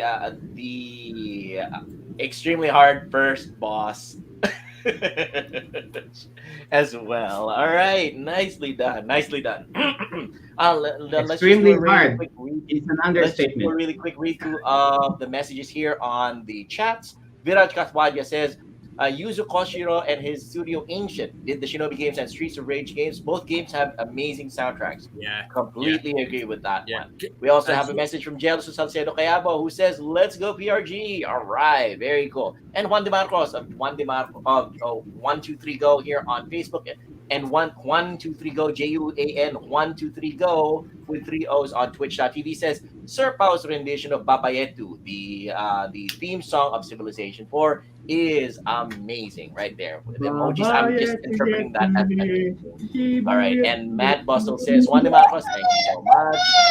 Excellent. There you go. Excellent. So again, I guess that is Sir Pau's opinion of Revenge of Shinobi, and his opinion of Strider Arcade ports is that they are. It's another. It's also part of the Ninja series on Sega Genesis. Let's see. We agreed that we would be focusing on one game per category. We'll have small comments about runner ups as we go, but let's continue, Joe, with the next category, which is So we got arcade ports, and according to Sir arcade port. Dan, he chose Ghosts Yes. Okay. and Afterburner 2. Mhm. Oh. Afterburner too. Yes. All right. Hey, So, guys, I just want to acknowledge Sir Andrew Kowa. He's the Andrew admin Koa, there you for go. Andrew Sega Koa with a Collectors wave. Hello, Andrew Philippines. Koa. Yeah, It's nice to see you in the chats as yeah. well. He's the admin for Sega Collectors Philippines. Oh, very cool. Very He's one of cool. All the right. Props and salutes to you, sir. And And also this to lady on the chat's called Miss Kate Factor. oh yeah, I She was seems about to slightly familiar, huh? yeah, very much familiar. Seems slightly familiar. Anyway, to continue. By by the way, take care. All right. So, Sir Pao. Actually, no. Let's do. Well, since the guy who generated the list is right here, let's have his opinion this time on what his personal choice is. Either Ghouls or Ghosts or Afterburner too. Um, my one. Can I have the next one? Let me give this one. All Let me right, give fine, this fine, one fine. to We'll give the because next one to Dan then. I know How about Sapao hates Skulls and Ghosts, so I want to oh, say okay, okay. How about Seabird? Do you have a particular choice with these ones, Ghouls and Ghosts or Afterburner too? I played a lot of Ghosts and Goblins, and There you Ghouls and Ghosts is actually one of them.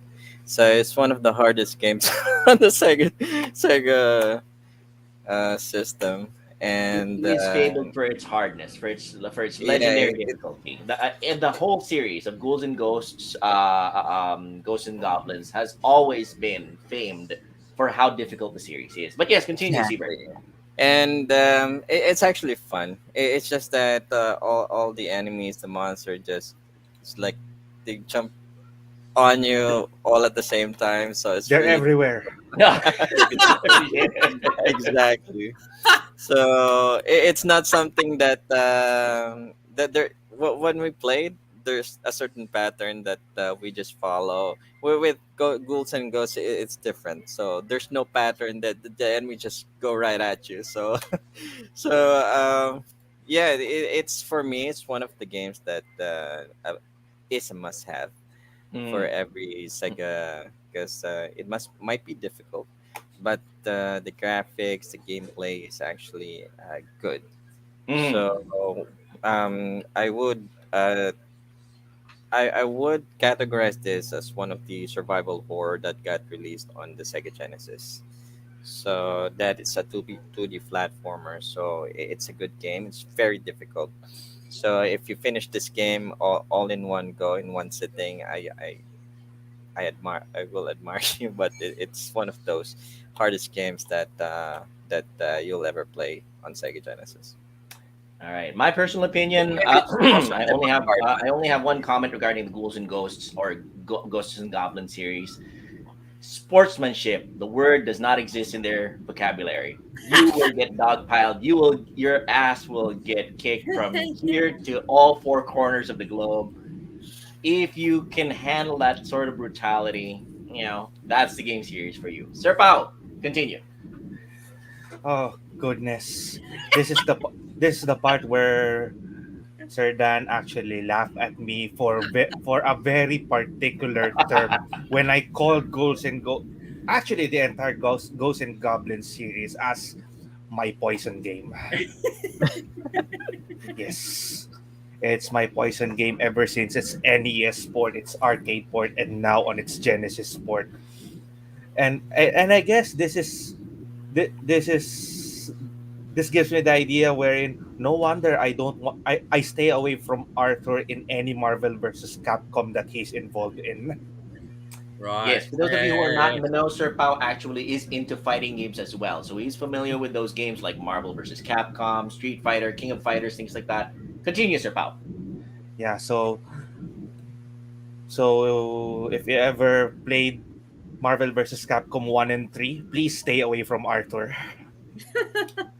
Because this alone is the evidence on why from the first games he appeared on, you will understand my frustration for this character. But then I I always welcome myself to challenges, even though I get internally frustrated on constantly losing or constantly being killed in this game. I didn't even reach the second stage for this one. I No, I mentioned a while ago about because Sir Joel mentioned about the game being very difficult. There are lots of games on Sega that's brutally sadistic. So this is one of them. And you have games like RoboCop versus Terminator, Oh yeah. Kid Chameleon. That there are lots of not so kid friendly games that developers are more like sadistic in making these types of games. Well, but anyway, and this is actually one of them. But that's why we love Sega, right? Yeah, man. Yeah. Yeah. It is one of the reasons, aside from its quirkiness, aside from its uniqueness in terms of creativity and the innovations that it pioneered. Sega really almost always knocks it out of the park. Even the slower games that I played on it, like the Romance of the Three Kingdoms series, that's they really do an excellent job with every almost every single game that they come out with on the platform. So again, for Filipinos who are not at all familiar with Sega Genesis games, this is an amazing introduction into the available games on the system. You guys might want to check out the if you guys are into the original hardware, scope out your local retro stores because you will find Sega Genesis machines available readily. And if not, if you can't find them, I'm absolutely sure you'll be able to easily access the compilations on Steam and on the Switch nowadays. But yes, to cap it off, let's have Joe's opinion on this game. Joe, are you there? Oh, I don't think he's there. I don't think he's there. Okay, Joe might be a little bit busy right now, but Well, yes, Dan, your opinion. Let's hear your opinion on. it's fantastic. Mm, It's absolutely fantastic, and the I get what you're saying about, and it is tough when you first. It's another game. It's tough when you first play it. mm, Um, but again, when you get into it, it's probably one of the easier Ghouls and Ghosts games, to be honest. And it just takes some getting used to. I love it. I love it to death because I think this. I love how it challenges you because it's the constant stream and overlapping of enemy patterns that come up you that keeps you on your toes. And mm. so every playthrough, it's not even if you know the game back and forth, it's never quite the same. And one very tricky thing it does is it throws different, totally random weapon placements. So one game can be totally different to another. And if you pick up the wrong weapon, you're screwed. Yeah, I mean, Oh, you really are. true. And it makes a huge difference. And that's to me is a big part of the replayability and the fun. So, and I'm just seeing Viraj's message that is shocked you Yeah, didn't make the second level so far. So he's actually making me want to cry. Good lord. I guess the challenge continues, Sir Pao. The challenge continues yeah. for you to play through Ghouls and Ghosts. At the it, very least, reach second level so that Biraj Katwadia will not cry. All well, right. you were unlucky because if I remember, so Pao, you picked up the sword weapon, I and did. it's very short range and it's probably the worst weapon. So, Yeah. so I think if you'd have avoided that, you'd have got further, mate. But I Yeah. enjoyed Yes. watching you suffer. How So, about you, Joe? What's your opinion on the Ghouls and Ghosts series, and in particular this one, if Be- you've had any experience with it? between the two that Sir Dan suggested, I would go with Ghosts and Ghouls rather than Afterburner. To be honest, Ghosts and Ghouls, Arthur. That's the first. This is the first time I played something. It is reiteration because I haven't really played the the NES port, actually. And Sir Dennis is right about Ghosts and Ghouls. Um, you'll eventually you'll progress to the other levels eventually. Just keep at it, you know. Keep a level-headed mind. Don't get frustrated way too quickly. I mean, there are some patterns here and there, um, Yeah. especially during the second stage where there's the quicksand, um, because you don't know which part of the bridge will fall off. I mean, once you know which part of that bridge will fall off eventually, you'll advance. In Mm. comparison with Afterburner, Afterburner looks great on paper, on screen. It's great, but the machine gun it's useless. That's bullshit. Um, here's how I describe between. If there's anything I can say about Afterburner, real quick. It remind between it's like a mashup between Sky Destroyer and Top Gun without landing the plane.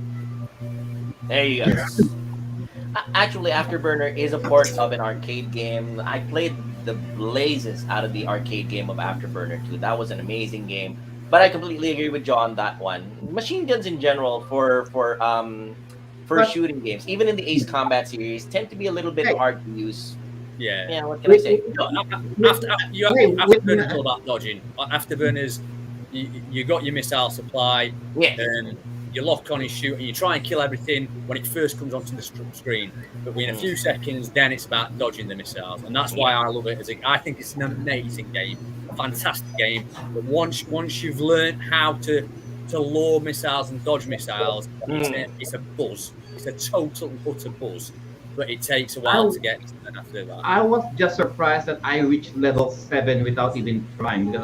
And like, I mean, it's just a one straight game. I mean, it doesn't really tell you. It doesn't have an end screen saying, "Oh, you cleared level 1, going to level 2." No, it's just you just fly, and then eventually you'll notice on the screen, "Oh, you're already level 2. You're already level 3. You're already Yeah. level 2." Yeah, yeah. And there's not really a good distinction between the stage. I mean, it's just an empty stratosphere. There's no Yes. indication that you're already progressing. And I'm like, oh, I'm already at level 7, right? I mean, every once in a while, there's this plane tanker who will replenish all of your missiles, and I'm like, okay, should I aim for all of the planes that are coming at me? Okay, so the plane is automatically shooting its machine gun turrets, and okay, so am I hitting something? No. So I don't there's this crosshair. So this is target. Okay, so if I put all of those targets, if all of those planes, if they're too far, okay, that's fine. I'll just place the crosshairs, and eventually, if they're all locked in, then I'll deploy all the missiles, and that's all fine and good. And every once in a while, I'll hit them. So what the hell is the turrets are for? So it's not doing anything really. And by the time they're already way too close at you, they just deploy missiles, right? And Yeah. and and who and those planes, I'm not sure if they're flying at me or I'm just flying at them, but they can shoot but I think they're shooting missiles from the back. I'm not sure. I Trust mean, me, if I'm the okay, actual pilot, I'm dead. right? And I'm like, okay, so how the hell did I even reach level 7? So I can still so that means I can still reach level 7 without destroying the enemies. I'll just fly, I'll just try to avoid them, and eventually I'll reach level 7 again. I'm like, okay, but I don't think that's the main point of this game. You just got to survive. The whole point on it is more. You have to switch your mindset from being a shoot 'em up, kill everything, to just try and survive and kill what's coming after you, rather than going after that. So yeah, you're right, Joel. You're right, mate. It's just it's a buzz. It's a buzz. I like it. All right. All So right. between the two, I would go with Ghost and I keep saying Ghost and Goblins. Ghost and Yes. Ghouls. Yes. Ghouls and Ghouls ghosts. and and That's ghosts. it. There you Ghouls go. and Ghosts. Not to be That's confused, all guys. right.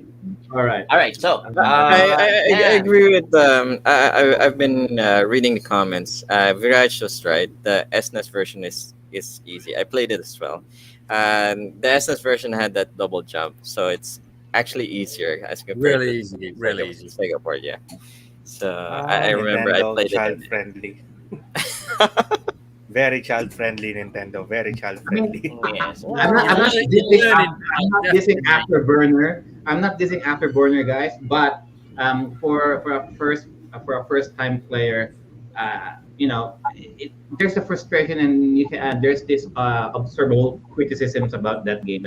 Yeah, so as long as you keep at it, eventually you'll get good at it. Eventually you'll get the objectives of the game. Which reminds me, yeah, the game doesn't really tell you what to do. Just fly, shoot, And avoid. shoot, that's it. That's That's it. it. That's pretty much Right? You don't, it. you don't need a story. You just need to kill everything or to avoid Exactly. being killed in this case. Heck, it's not all games Right. require story. I mean, it's a nice plus to have a story, but some of the greatest games in the world don't even have stories. Me one. Chess, for one, Go, So, so Go, let's chess. um, Civilization by itself doesn't really have a story in itself. But yeah, it's uh, sometimes it's a story that you make for yourself that makes the game. All right, so let's pass the baton on to Dan because he volunteered for the next category, which is between sports. sports, Okay, we sports got games. Yeah, E8. So Dan, I'm you want to gonna start? do Sir Power a favour here. I'm gonna pick EA Hockey. EA Um, hockey. There because you number EA go. one, hockey. Sir Power he actually won this one. He did well on it, which I was quite proud of. But I also think that EA Hockey, I love it for the blend of simplicity and the options, because it's the first game I can remember playing two-player cooperative on the same team. But you can also play against each other. It's just a really, really simple, easy, pick it up, get your puck in the opponent's net, and beat everybody up who gets in your way game. It's quite violent for a sports game, and it's got a nice difficulty blend that you can adjust the difficulty of. If you pick a strong team, you can kick everybody else's ass. If you pick a weak team, it's a struggle, but it's there for your choice and your control. And Sir Pal picked, I believe, Soviet Union, and went on a Yes. rampage, didn't you, mate? This is a game product of its time. I scored 4. I scored 4-1. Yeah. 4 goals to 1. Although it's a bit hard to control in my opinion, I can have a smoother control in the game NHL Face Off. But then I still won, so what the hell? Unlike the other game that was unlike the other sports game that was suggested, Evander Holyfield. I don't want to talk about it. Good ball. I got knocked out. That's it.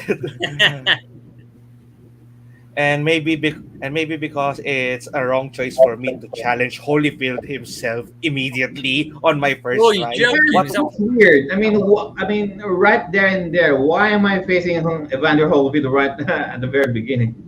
Yeah, I could have chosen a weaker enemy, but Yeah, you could. Yeah, right. I mean, yeah. no, the game tricks you on thinking that oh no, you're fighting Evander Holyfield right from the start. It's a metaphor for life, actually, guys. You go into it, thinking, all right, let's begin life here. You get out of college, you think things are gonna be cool. Everything I've learned in college is gonna be what I'm gonna be applying here in real life. And then when you get to real life, pow, you're you're That's facing really hard stuff that you had no idea how to take care of, that you didn't even learn the basics of in college, and you learn as you go.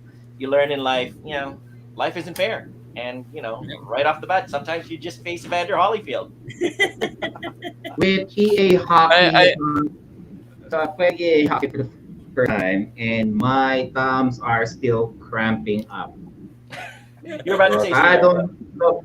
It's simple. The gameplay is simple, but it can be it's simple and it can be fast paced because you don't know.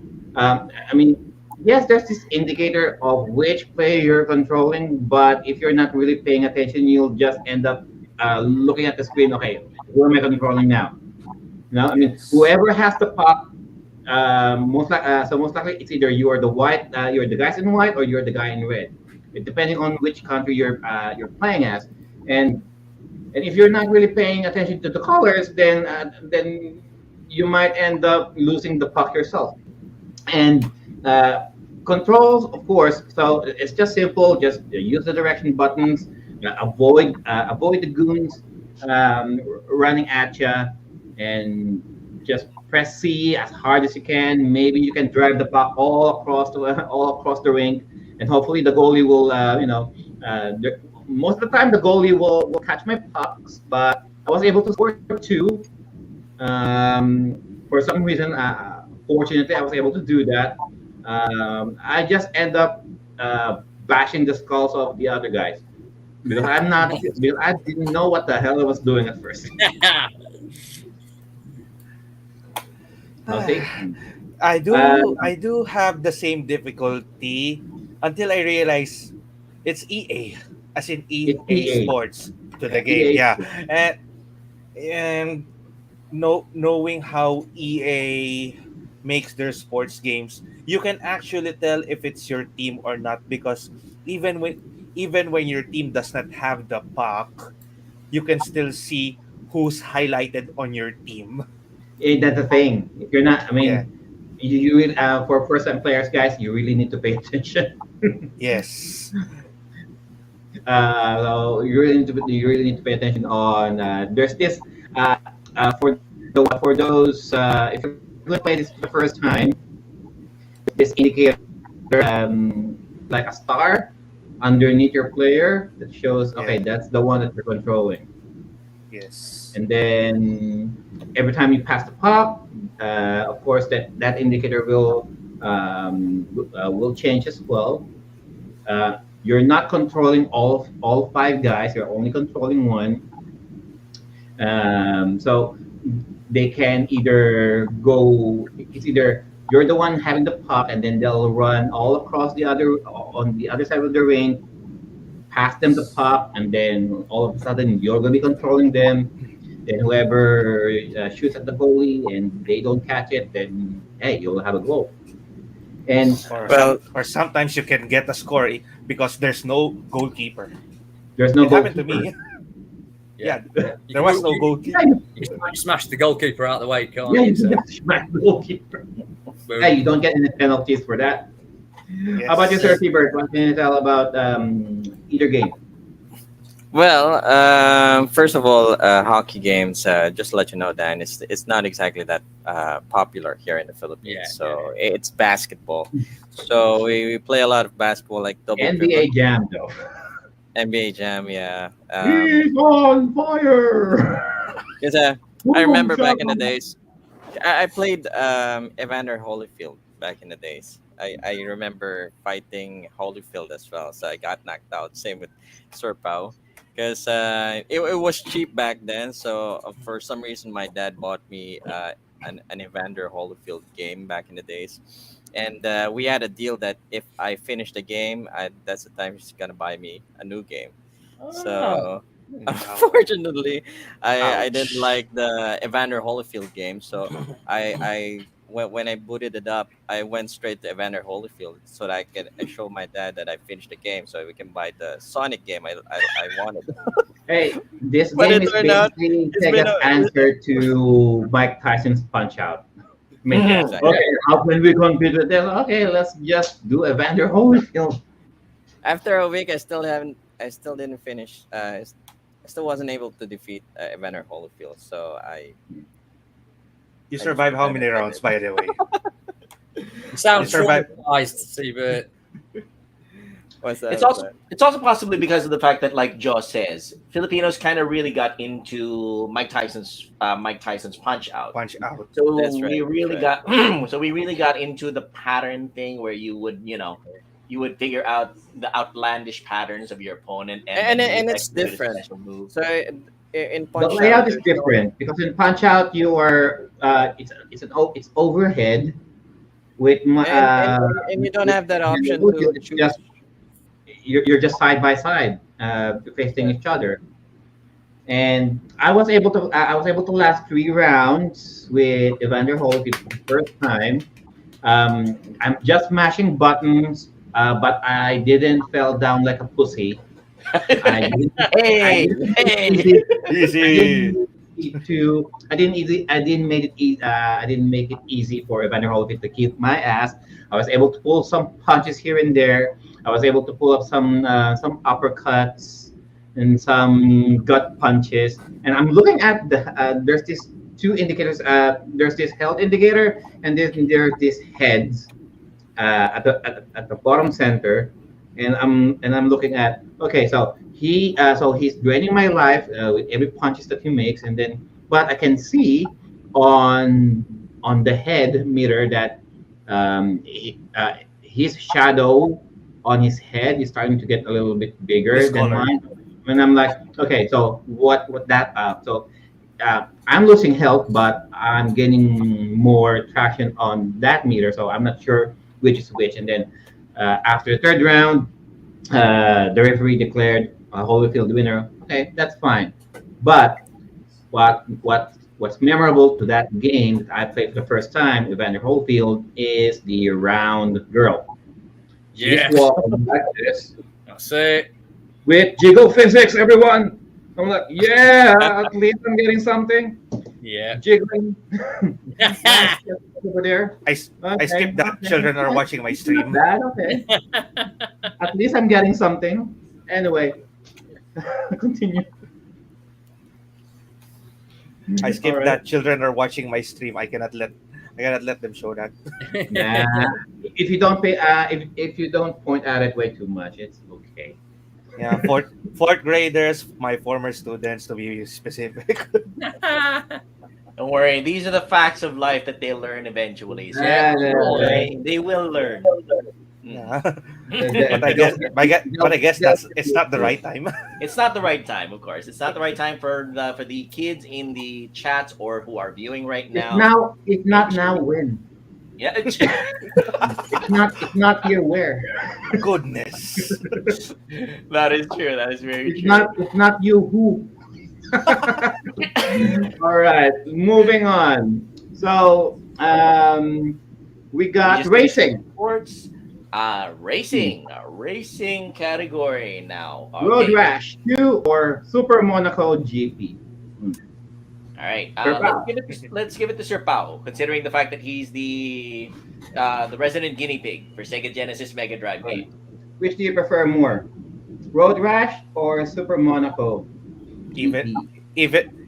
even with a little bit parental guidance title screen, I'll still go with Super Monaco. Super Monaco. Okay, all right, What? let's do that. Surprisingly, but yes, let's continue. Surprising. Why? Yeah. Super Monaco. Maybe because of the racing experience. When I tried Road Rash, for some reason the movement of the screen feels like you're changing pictures one after another every time it moves. Mm. Or Yeah. I don't know if that's how Road Rash was made for the Genesis, or I don't know. I think there's a certain feel to Road Rash that isn't Yes. like usual Racing. games. Yes.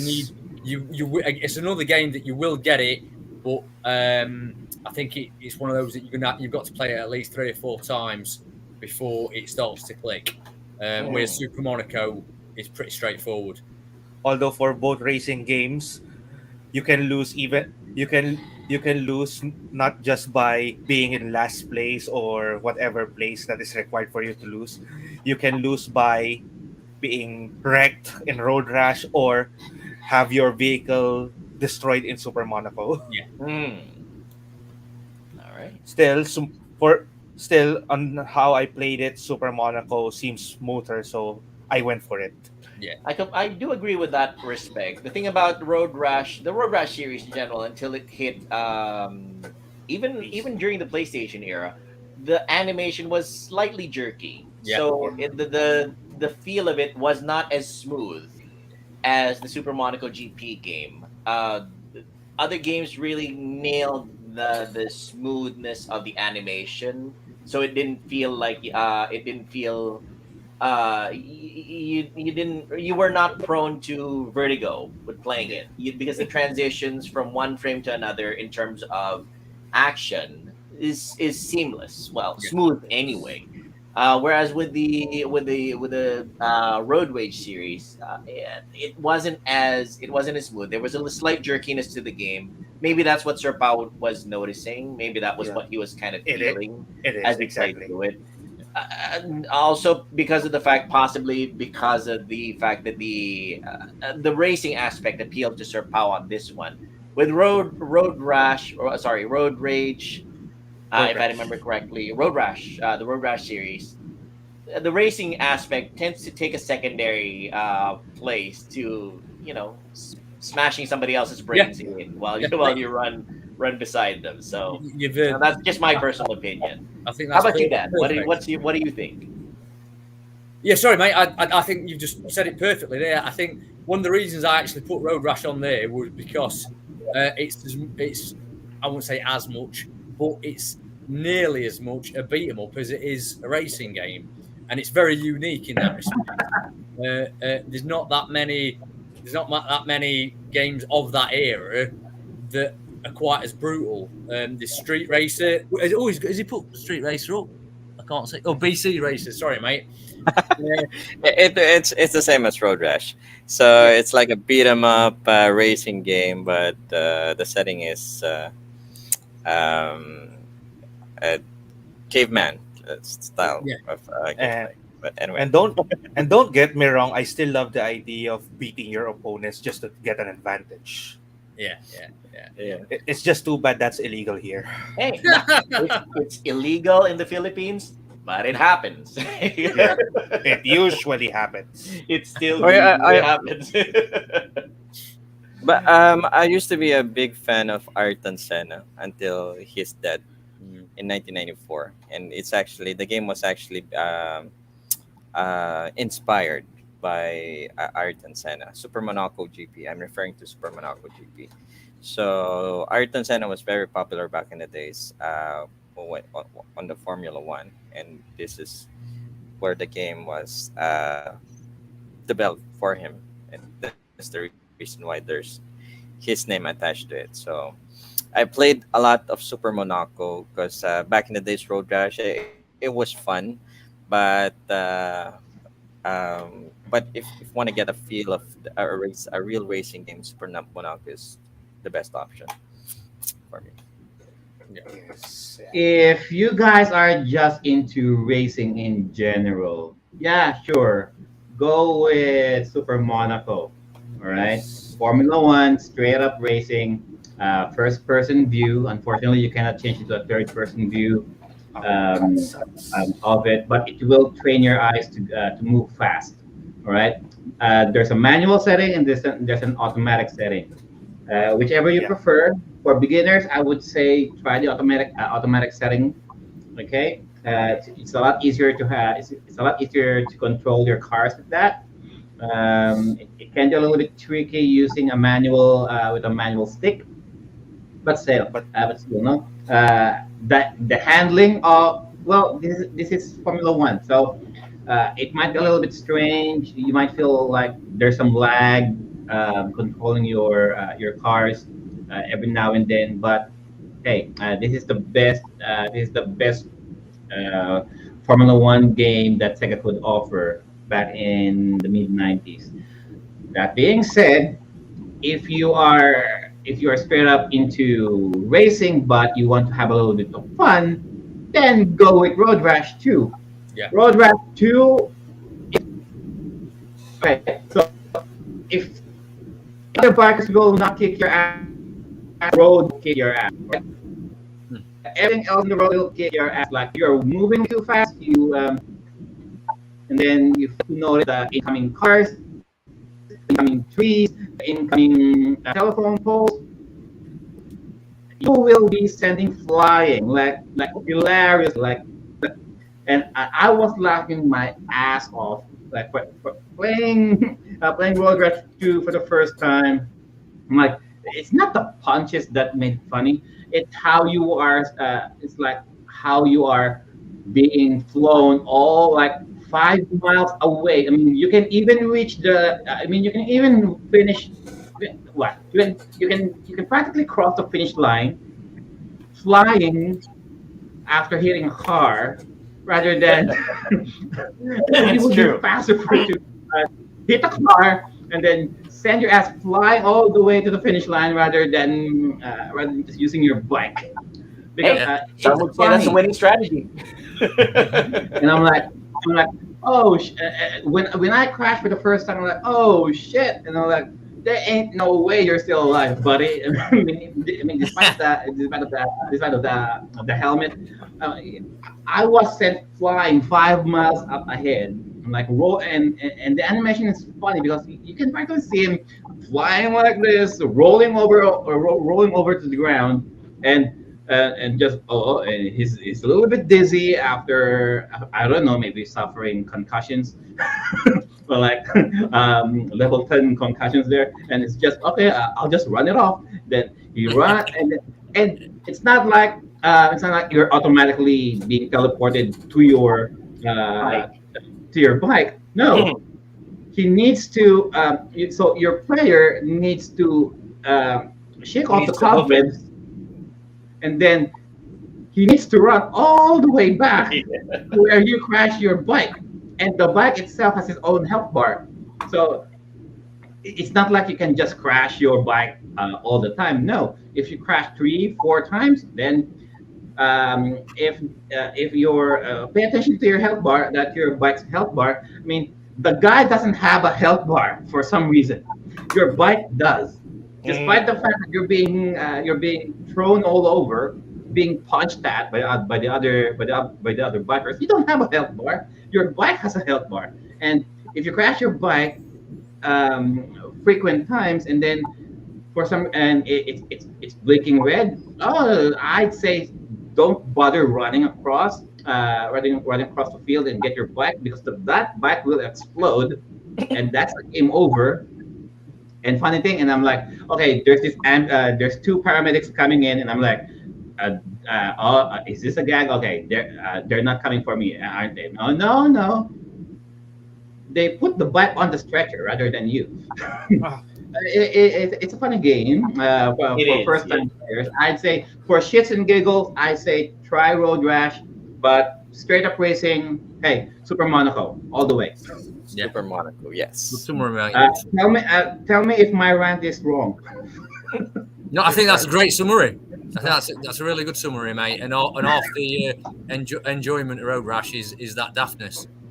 and it's good that does not happen in real life. I do imagine if I do see in real life paramedics That's putting the bike on the stretcher instead of you. I mean, heck, you can just walk it off anyway, right? you can just walk off. Hey, you're invincible, not your bike. Though. Yeah. But then we're not invincible in real life. Yeah, well, we wish we were. Anyway, to continue, the next category in our Sega Genesis Mega Drive rundown is adventure. There you go. Advent. Uh, okay, We Joe, got take it away. Answer. Advanced Stalker 2 and Immortal Strategy.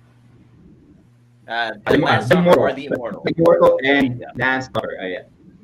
There you go. There you go. Hmm. So, Sir Paul, which game you prefer better? It's I do find Landstalker fun, but I hate the controls. Yeah. The isometric controls, then. Is that it? Okay. Yes, yeah. Ah, I press up, it goes up. Check. I press down, it goes down. Check. I press left, it still goes up. Oh, what? How am I going to control this properly? Press right, it goes down. So it's like I have to press diagonally to move them diagonal. properly. Yes. Mhm.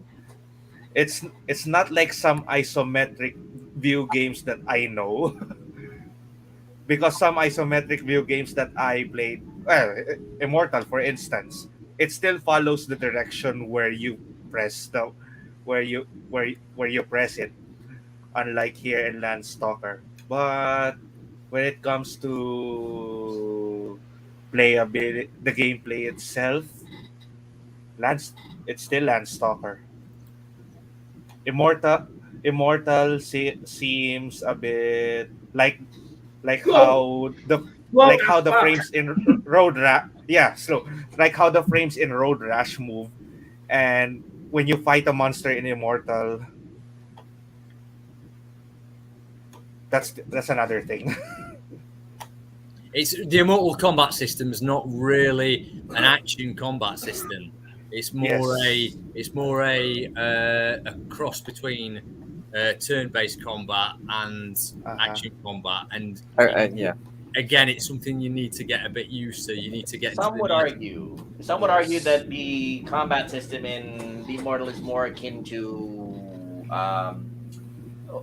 what is that? You know, when in God of War, when you have to press a certain button Well, at the exact moment. quick time event. Quick time. Yeah, like a quick time event. Yeah, some would argue that the combat system in the Immortal is like a quick time event thing. It's like a series of quick time events that you have to either lean this way, Yep. press the button to attack that at a certain moment, you know, things like that. So yes, that's kind of like, you know, I tend to agree with that argument. It's much like that. The, Anyway, the Immortal is more a the adventure game part of it is more the core of it. The combat, you know, obviously Sapau has tried these games, but like you say, you kind of played it once and then, or once or twice and then that's it. Whereas once you're used to those mechanics, the actual game is beyond that for the Immortal. The game is the adventure. It's discovering True. the spells, discovering the puzzles, and digging deeper in that in that respect, really. I'm not sure if this is true, but this is just how I see it. It Yeah, seems to me that this what we're showing right now, the Landstalkers, seems Landstalker, to me yes. that this is the actual counterpart of Link for the Nintendo.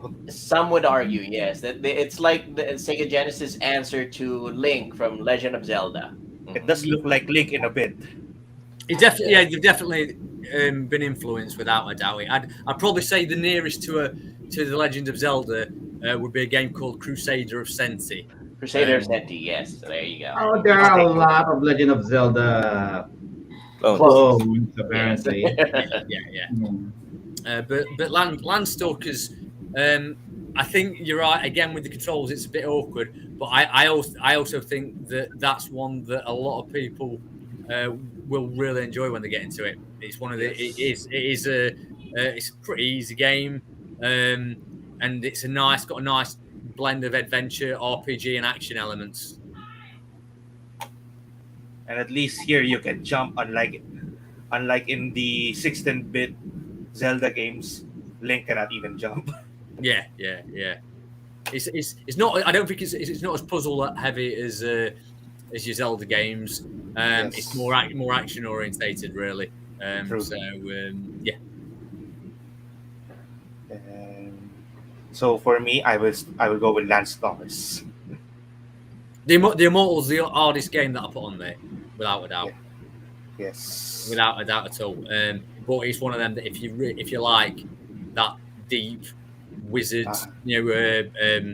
Lord of the Rings type theme, Dungeons and Dragons adventure. Yeah, and, that's what I'm saying. Dungeons and Dragons.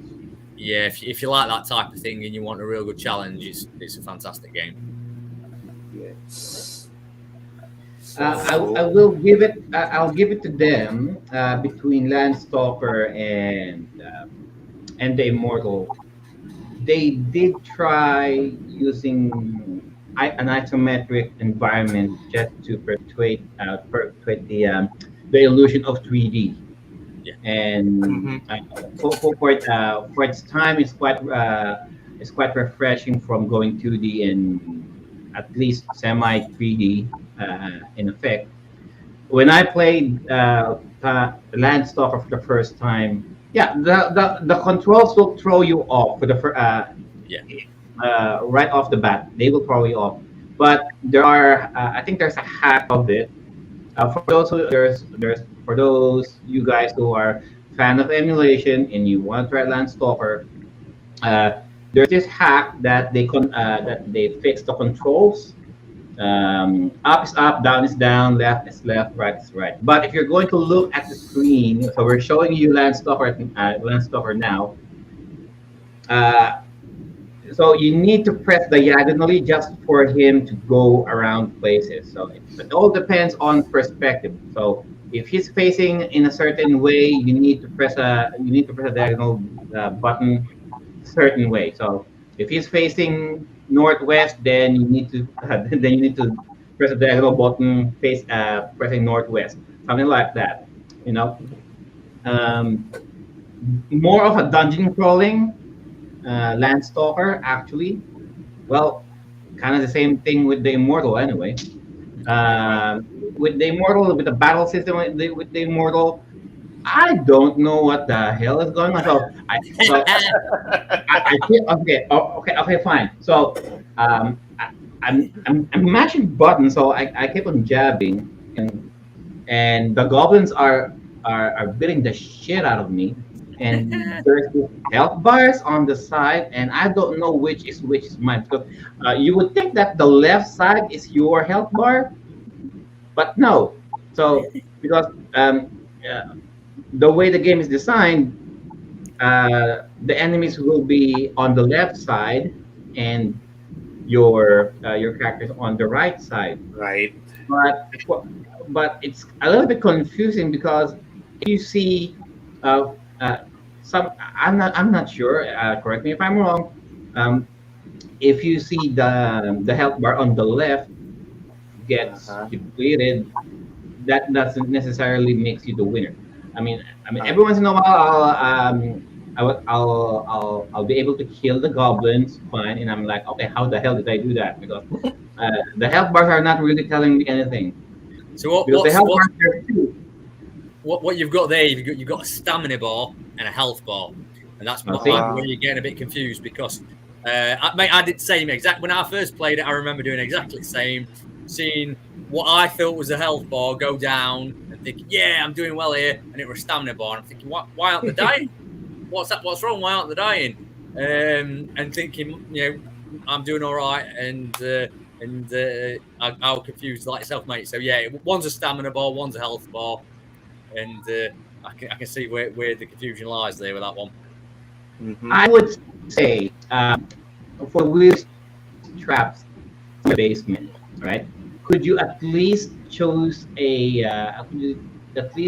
someone who is, I don't know, someone stronger, someone who is not who doesn't look like a nerd, who has more It actually factors into the plot of the game. actually outwing a sword. If you're at all familiar with the storyline of the Immortal, you will find out that it actually factors in. You're not this burly adventurer going down into the dungeon to gather coin and to kill dragons. You're just a guy who's there to, I think you were just asked to come along by your master, if I remember correctly. And it turns out that you're not even the guy that your master's asking for. Something like that. Right off the bat, Oh no, you're just random dude almost inside a mystery dungeon. that yeah, there you go. It's almost a mystery, like It's like you're not even the guy um, you guys asking for. it's like R2D2 showing Princess Leia's message to some random guy, not Luke Skywalker. And then Brilliant. Correct. tell me if I'm wrong. Very true. Yeah, that's brilliant. That's And, brilliant. if you're that random guy, you'll take it to face value. Okay, then I have to save this person who is in distress. All right. Okay. Where's the nearest sword? Where's my magic staff? I'll go adventuring all the way down to the basement looking for this random dude asking for some help. That's it. That's it, mate.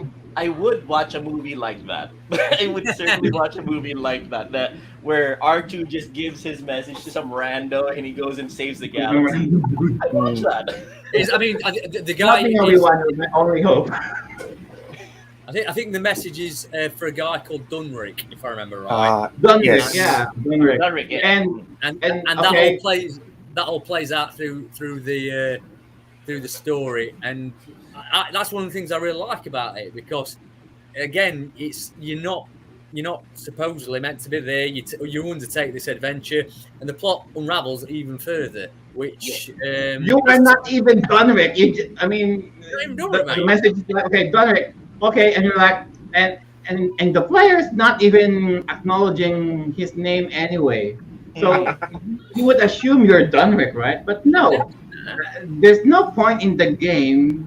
Well, at least at the very beginning, there's no indication in the game that he was Dunrick in the first place. So you just assume the character name is Dunrick because people keep calling you Dunrick. Okay, so okay, I guess I'm Dunrick now. It goes. I think I've seen that kind of plot before, Yeah. and it's a game called Monster Party on the NES. Monster Party. Yeah, I don't think I've tried that one. No. Yes. I'll have to look around for it. That sounds interesting. I might go for it. Yeah, it has that intro wherein a monster chooses a random kid to help them save their realm or something like that. You know what? Maybe I don't know. Maybe the wizard is just done waiting for Dunrick to come in, and okay, I'll just choose whoever. The first person who comes in, walks in the dungeon. You're Dunrick now. Okay, come save me. I mean, I'm not. I baptize you as Dunrick. That's it. I'm not saving anymore. I'm stuck here in this dungeon for way too long. Anyone, just grab your weapon and come save me. You're about to say that. No, so this is where what I'm loving about this is that when you actually see how the plot plays out later on in the game, it makes it even more like Agreed. what's going on in a good way, the way the later reveals. I won't, No spoilers. If you guys want to play through it, it's actually available on the Nintendo Switch. I think it's the NES version. I could be wrong on this one. Yeah, if it's the NES version, is available on Nintendo Switch Online. Play through it. Highly recommended. The Immortal, really good game. Apparently, it's like Sir Pao got kind of a hellish experience with it. But Yeah. I think I mean, we highlighted Landstalker, guys, but we talk a lot more shit about the Immortal. All right, let's move on. For strategy games, Sir Joel, what do we have for strategy games? The choices for strategy games are Dune, as in Dune, Frank Herbert's Dune, and Warsong, which originally was titled Langrisser, if I remember correctly. That's the first Landriser in Japan. So Warsong for the US. Yes. So Sir for Pao. strategy, I would say in my case, I would Oh, you don't. I probably, because I'm much more familiar with Dune on the PC. When Dune first came out on PC, I played it a lot, and I'm very much familiar with the novel Dune by Frank Herbert. So I went straight into Dune for Sega Genesis, and it was like putting on an old familiar shoe. Except for the interface, it was a little bit hard to handle with the old 3-button controller and the directional buttons. But you may do. As a gamer, you learn to adapt, you learn to overcome, you learn to survive. Dune was a very good approximation in terms of strategy for the PC game. You didn't move as fast as modern games, modern strategy games are nowadays. It's still very much real-time strategy. You're still choosing a house, Harkonnen, or Atreides, or what was the other one? If I remember correct, Ordos. Yeah, that's it. Ordos. And it's a really good game. Still will pull you in if you boot it up now on your Sega Genesis. Although I have to admit, I did give Langrisser Warsong a short try, and I still have to refer to RJ Hutchin, our resident tactical strategy expert, because I am terrible. Despite the fact that I love turn-based games, I'm horrible at tactical strat games, which is weird. You find that so weird.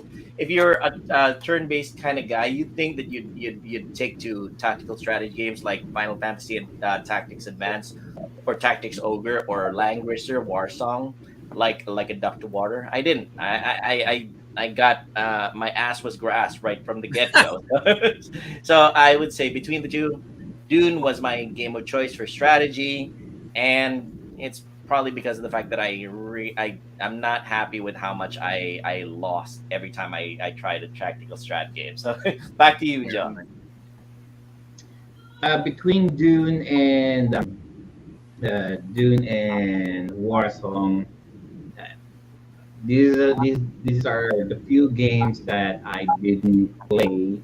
because I'm in a rush.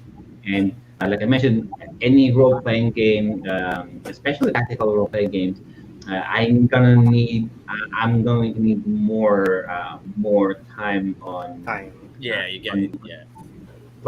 playing these kind of games to get a better grasp of things. But I've seen gameplays with Warsong.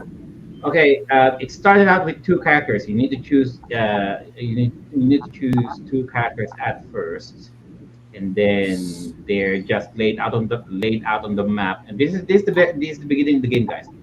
And they're laid out of the map, and you, You move without them. even told what to do, what you're supposed to do at first, you're just okay. I've chosen okay, so you're just pressing buttons, choosing whatever options available, and then if you follow the story right, then eventually you'll start fights with with the enemies. Same thing with Dune. If you are already accustomed to the first Command and Conquer games, the first Red Alert games, then this is no. It's a little bit primitive, yes, but they all stem to this kind of games anyway. So it won't be much of a stretch if you're going to get the hang of it, playing this game right from the get go. Sir Dan. Yes, mate. I like your summaries there. I'm gonna just speak about Dune. Something that you said there, which were very key, is essentially it's an early Command and Conquer.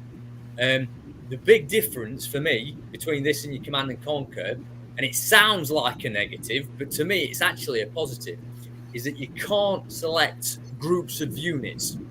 Ah, So in Command and Conquer, you normally put your square around it, and you say, right, these 5 units, I want to go there. There, I want Yeah. to. And it's good. I'm not dissing Command and Conquer. I think that works great. What I love about Dune is that you have to do it. You have to do it individually for each unit. Now it sounds a bit laborious and a bit of a chore at first, and it is. It can be a bit. I've got to do that for everyone. But that dynamic keeps really tense because If you you think can't. Command and Conquer is micromanaging, no. No, This is exactly. the original This, micromanaging and, right here. and you can't stop. It's a really fast-paced game in your head, not necessarily on the game, but you have to be. You can't. You have to think about every single individual unit. He's going there. He's doing that. I've lost that. I've lost that. And so you're constantly boom, boom, boom. So it's a bit of an arcade strategy game to myself. And obviously, what we talked about being an arcade fan, I love that. So I find it quite exciting for a strategy game myself.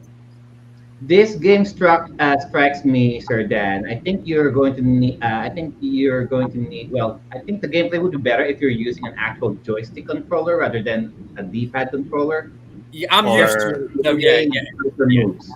or Yeah, you wish Genesis has a mouse like the SNES. Oh no, most likely no. Yeah, I mean the best. I find it. It's second nature to me because I've been playing it for years on the D-pad, and I like it. I'm just somebody that I'm a weird person like that. That I like D-pads most for everything. I've got an arcade stick that I play with. I've got obviously PC for mouse, and if I can use a D-pad, I will use a D-pad. But I think this would be better probably for most people on a mouse control setup or something similar if it can be emulated that way. Yes. I'm curious about Seabird's opinion on this. What Oh no, weighs more for you, Seabird? Dune or Warsong? I haven't played both of them actually, You haven't but played both I'm of them, I'm okay? I'm looking at it right now because I've been playing a lot of Red Alert and Oh, there you StarCraft go. back in the day. So, Hmm. um, This looks well, like it's going to be right up your alley then. by the looks of it, yeah, I'm looking at doing it. Something that I might like, but I'm looking forward to it. I haven't played it Nice. yet though. Very cool. All right. We're slowly introducing Filipinos in general to Sega Genesis Mega Drive games then. I would Yes. say for the war, I'd say Warsong, Landgreiser. If you guys are already accustomed to Fire Emblem, this is Yeah, a nice alternative, actually. Hmm. yeah. Mm. It's a perfect. That's the perfect comparison. Again, I think it's got a nice hefty challenge there. I do think what Sir Joel said earlier. I remember the first time I played Warsong, it took me 7 attempts to beat the first setting.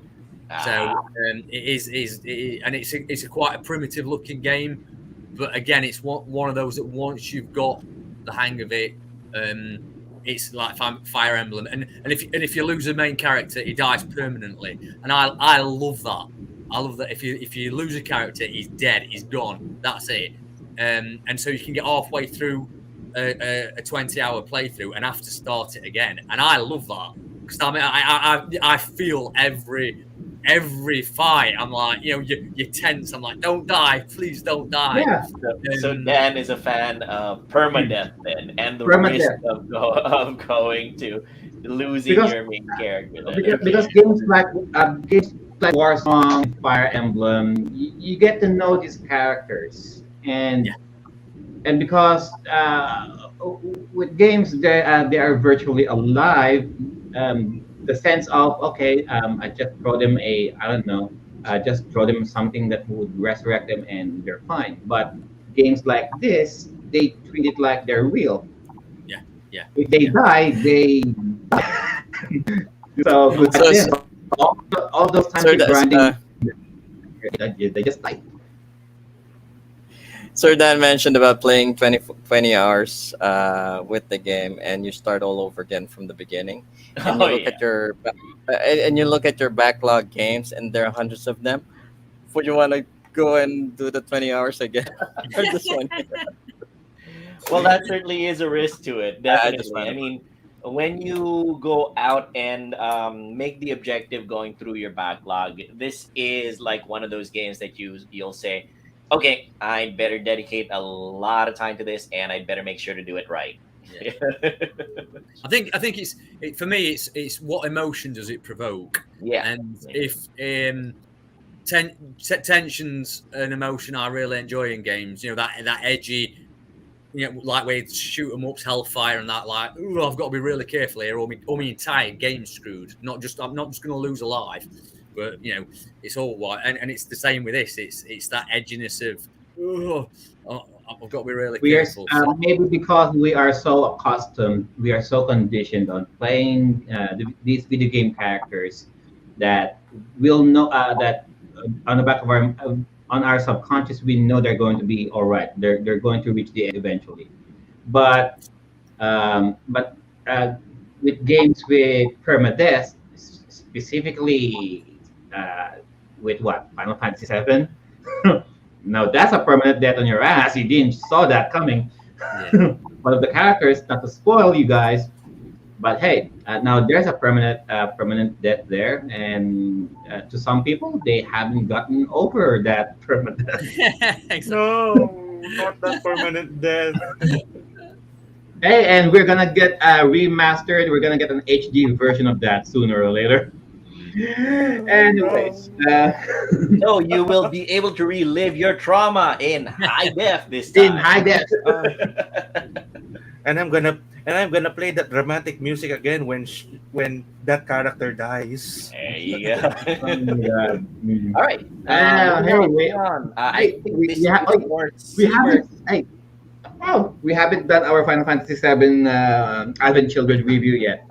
We really need to do a review about that animated movie. All right.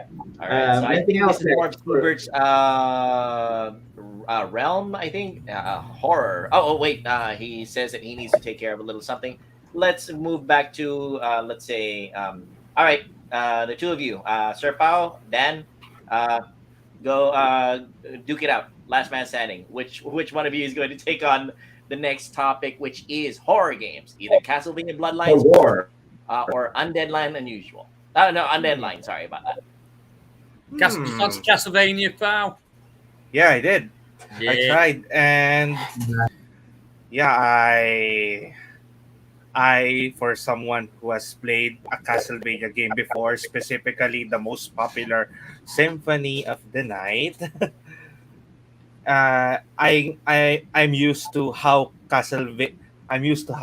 Castlevania is played. So between the two under the horror category, I choose that. All right. And what was Eh, your opinion of it?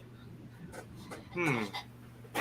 It it is in a way a much improved version of the Castlevanias from the NES. However, it's it's not as iconic, It's maybe Sega. because the characters are not Belmonts. Okay. Is Mhm. Yeah, it demons? the characters involved in this game are not Yeah. Belmonts.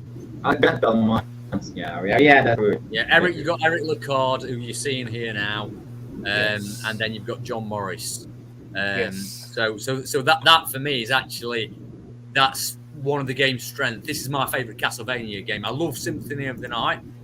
I like Castlevania, Super Castlevania, Castlevania 4 on the Super Nintendo, and quite a few others. But this is my favourite, and one of the reasons is because you can play as two different characters, Yes. which gives it a lot of more replayability, and each character also has different stages that are suited to their special techniques, and it takes them different routes depending on the character. True. So it's a bit of a branching path thing as well. So I love the additions of that.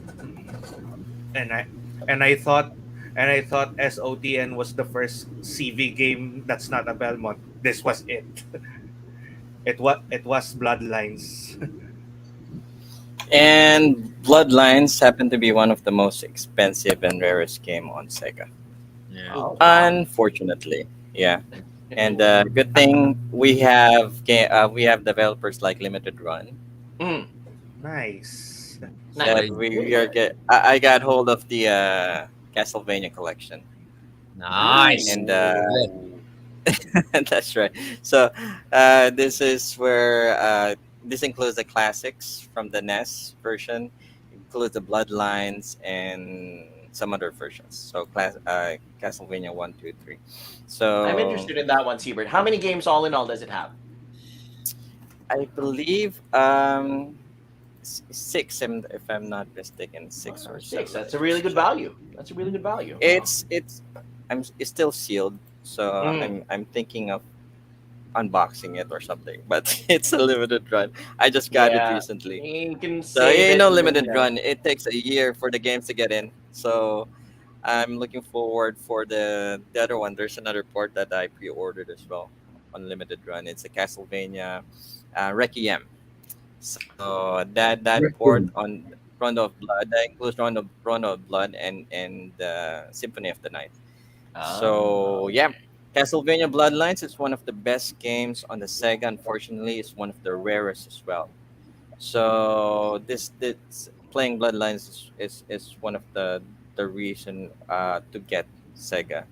And if I understand it's very hard to find, and if you're not into emulating, so you can get it limited run through the PS4, PlayStation 4. Yeah. All And right. I'm gonna get my revenge on that wolf sometime soon. Well, Damn it! Even the shard of glass on the window can kill you. Yes. we have a message here in the chats from Mr. Matt Bustle, who says Splatterhouse 2 and 3 for the Sega Genesis is the best when it comes to horror, gory gameplay, Yes, horrific Splatterhouse. locations, and killer music. Oh, and Bloodlines is an excellent game. I love the fast paced gameplay. That's what he Yeah, said. that to me, he's made a great point. I mean, I love Splatterhouse 3 was actually going to be my choice instead of Undead Line, but I wanted to give a bit of an exposure to a lesser known game. Yeah. But the fast pace, that's what makes Bloodlines the favourite Castlevania game for me, because it's so much faster paced than any other Castlevania, really. About that Undead Line, I don't want to be sour about this. I don't want to look like I am dissing this game, but it feels like a rip-off of that NES game called Adventures of Dino Riki. Oh, I don't know about that one, mate. I never played that. It might be. I'm not aware of that game, so it could well be. Yeah. And The mechanics of it is wherein the screen keeps scrolling downward, your character keeps on walking, and you can move any direction while the screen keeps on scrolling, shooting enemies, jumping like I mean, jumping. it's a vertical. The game mechanics. It's a vertical shooter, so Yes. it's a vertical shooter with a human being, and that's about it. But it's a very unknown game. You know, a lot of people talk about the popular games, and I wanted to put one or two lesser known one in there just to kind of show the diversity. Yeah, Undead Line does remind me of another Sega Genesis game. I completely forgot the title, but yeah, you're basically scrolling upwards, shooting at enemies flying at you. Yeah, it's basically a vertical shoot 'em up. I completely forgot the title of that other Sega Genesis game that it reminded me of, but it's similar to it. I'll post it on the links. I'll post it in the chats later. It's not Elemental Master, is it? Elemental Master, that's it. There you go. Oh. Elemental Master reminded me of it. Thanks very much for that, Dad. No problem, mate. There you go. It does remind me a lot of Elemental and Master. Sir Joel, by the way, it's 8 of the classic Castlevania game. Oh, Just to answer very your question a while ago. Even better That's value. nice. Right. I Nice. might actually look around for that one myself. Oh, cool. And it's actually cheap if you look at it. Yeah, I mean, Online, yeah. I'm a sucker for compilations. I'm a sucker for like batch physical copies because heck, Exactly, and you know how carrying it much all around these with you. games cost. It's really expensive. Yeah, that's it. I mean, heck, it's the bargain hunter in me, shall we say? All right, Joe. Between Castlevania and Undead Lines, fuck Undead Lines. All right. So I tried Undead Lines first because I already know what to expect with Castlevania. So Yes. this is an unfamiliar title, so I tried it first, and I cannot for the life of me get past the first stage. And I don't know why. This is just a vertical shooter on its core. So why am I having such a difficulty playing this? You And reached the boss? I reached the boss only once. Only once though. Only once. And then after the first boss, boom. I keep At going. least you did. At least if there's any achievement playing this game, I was able to reach the first boss. But At that least you being did. said, so what I like about the default stage is forest, all right. So I'm like, okay, I will not stop until I finish the forest stage. Okay, so and then I was able to reach the boss, or I think it was the first boss. There are a lot. It just don't let up. I mean, It's a tough game. So when we originally did this list, Sir Joel wanted me to put some tough games in, so Pal could feel it. I did a more balanced list so we could experience stuff, but I didn't want to put a few ones. Which is weird about this game. I mean, we are we are also conditioned on playing games that, okay, for the first stage, it will be a little bit it's a bit easy just for you to get accustomed to the controls, but you're being thrown to the default stage, which is the forest. Although you can choose whichever stage. You got 6 stages at first, and then by default it's just the forest stage. Okay, so try the forest stage, and right off the bat there are a lot of things gunning at you, And there are a lot of power-ups. Not all of them good, so it takes a little bit of trial and error getting the better power-ups though. Um, the ones that you see on the screen right there, the multi-directional ammunition. I suggest getting that. Don't Yeah, even don't even bother yourself with the boomerang. Don't even bother yourself with the axe. Just get this one. yeah, Get this one. Try to get the power up using the. I think so. You got the single. I guess this is a knife or a dagger. There's a single dagger, and then there's a double dagger. If you shoot at the items, they will change into whatever. So if you keep shooting at the power up, they will change. Just go for the double daggers, and it will produce something like this. If you keep on ranking up all of those power ups with the same thing, they will go multiple. I'd suggest this one because it goes multi-directional. Don't bother with everything else. The others are bullshit. You'll get more mileage with this kind of weapon anyway. Uh, and in regarding with Castlevania, mind you, although Castlevania Symphony of the Night will be the first Castlevania game that I touched, but on in preparation for this episode, I played Castlevania Bloodlines Bloodlines. a little bit more. I spent not hours, minutes. I spent more minutes on Bloodlines rather than Symphony of the Night. Only just because of just to prepare with this show. But that being said, um, I was able to reach that. I was able to reach the third stage without even trying. Surprisingly, it's easy. I mean, yeah, sure. There's a few there's a few gameplay issues. There's some enemies that you get to know how to dodge or you should ignore. It's a matter of which enemies you should avoid or which enemies you should kill just to progress. And if you're playing it also involves a lot of trial and error, of course. Um, in comparison with here with Undead Line, although you can't really avoid them because if you try to avoid one, then there's there's one other thing that you need to avoid as well. So you're better off just killing everything inside just to make sure that you survive.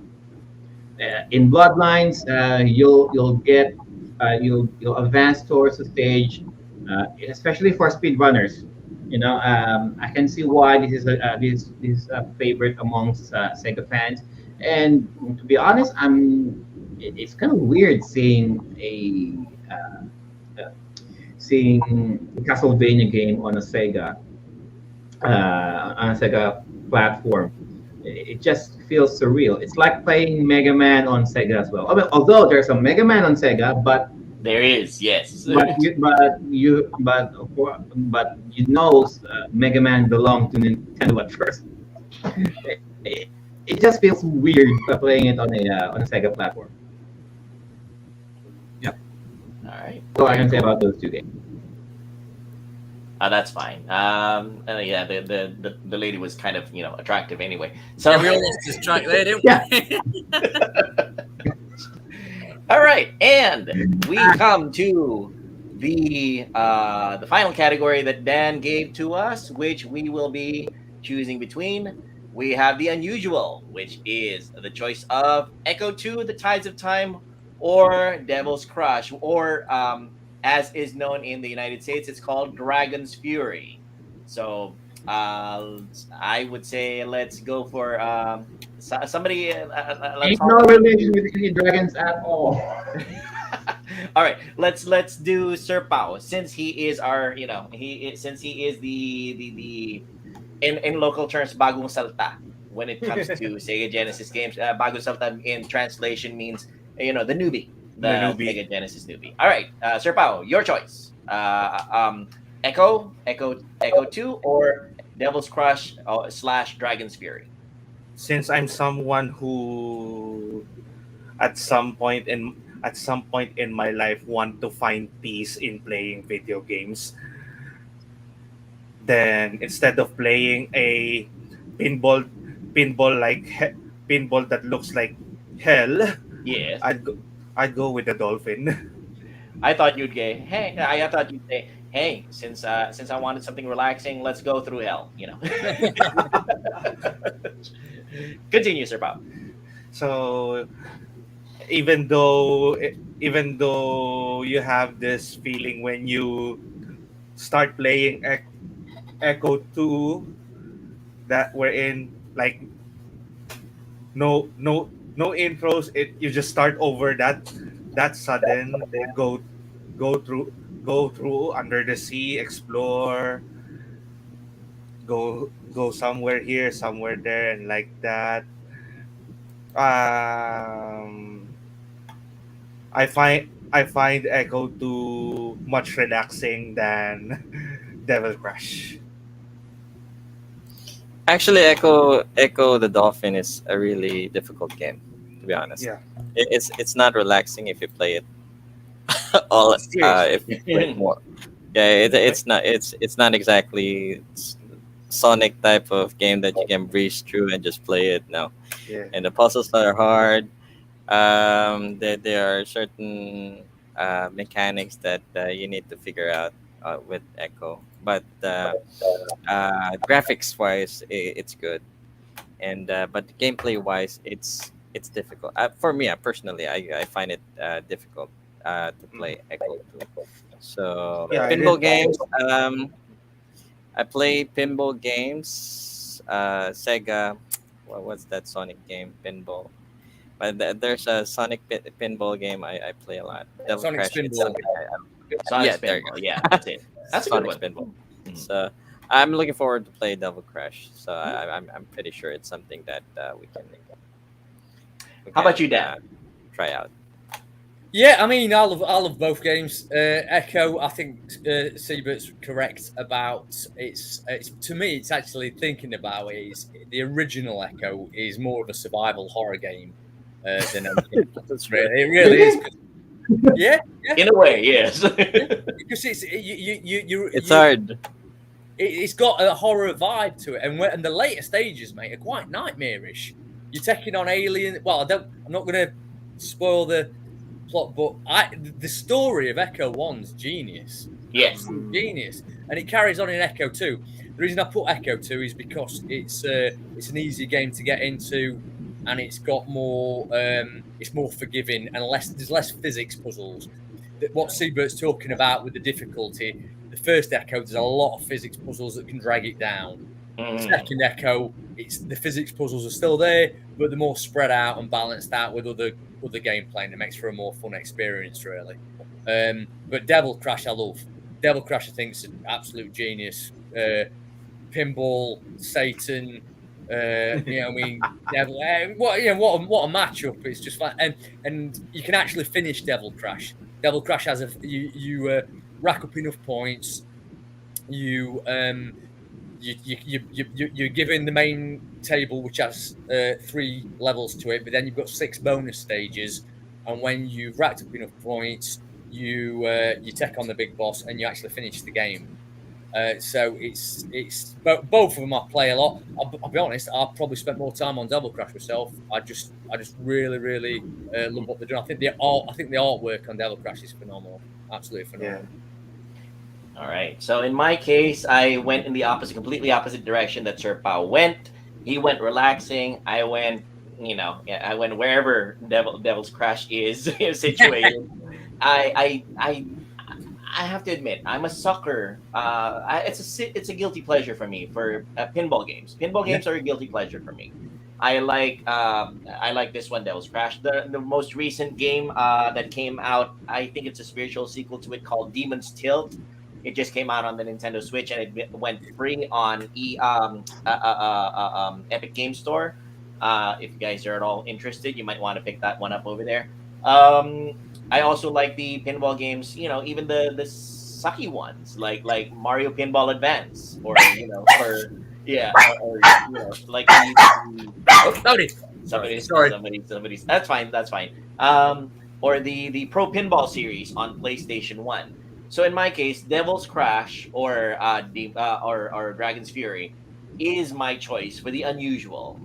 And again, I am the head of the subset in Pinoy retro gaming of what we call the connoisseurs of the obscure. We absolutely love the unusual, the strange, the weird, the unknown games. And this game, Devil's Yes. Crash, was actually right up my alley because it's pinball, it's unusual. The physics can use a little bit of work, honestly, because of the fact that the ball feels a little floaty at times. But you get used to it. You get used to it. The gameplay is awesome. The gameplay is fantastic. You're not just confined to the one table. When you hit certain portions of with certain holes of the table, you get teleported to a different field, and it's a little different feel overall.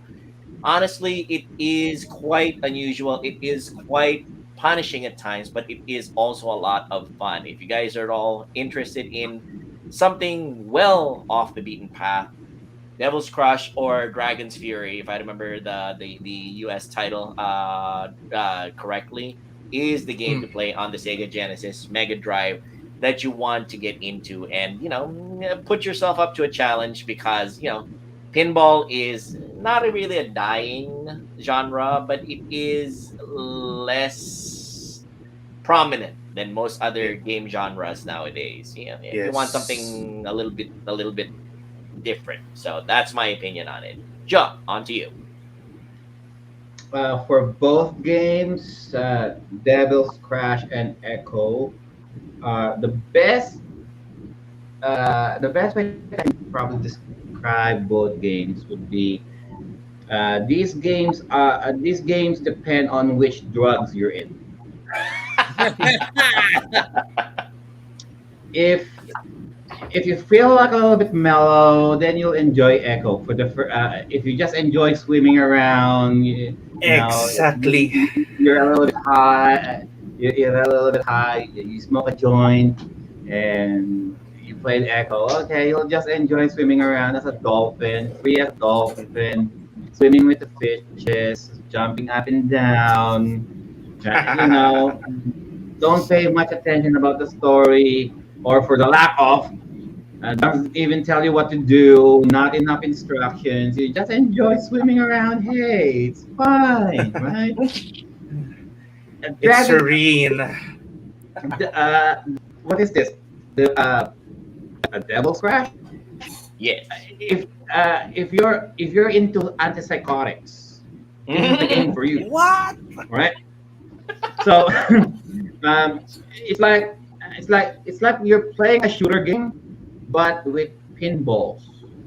You know Yes. what I mean? That's There are actually enemies true. there, but instead of shooting the enemies with bullets or hailstorms or whatever, you're fighting them with pinballs, and it's all to you on how you maneuver the ball to beat the stage, or to beat the enemies right on top of the pins. And I'm saying you need on special drugs to enjoy this, because if you're into LSD, if you're into acid, then you're going to play this. Yeah, you're like, oh, this is one hell of a trip for you, because you're playing pinball, and then all of a sudden there are faces over there. There are demons. There are creatures with fangs, and Mummy. you're they're mummies, and you're battling you're fighting them with pinballs. So yeah, it's a different kind of high. So if you're playing this game, and um, don't be surprised in what you'll see.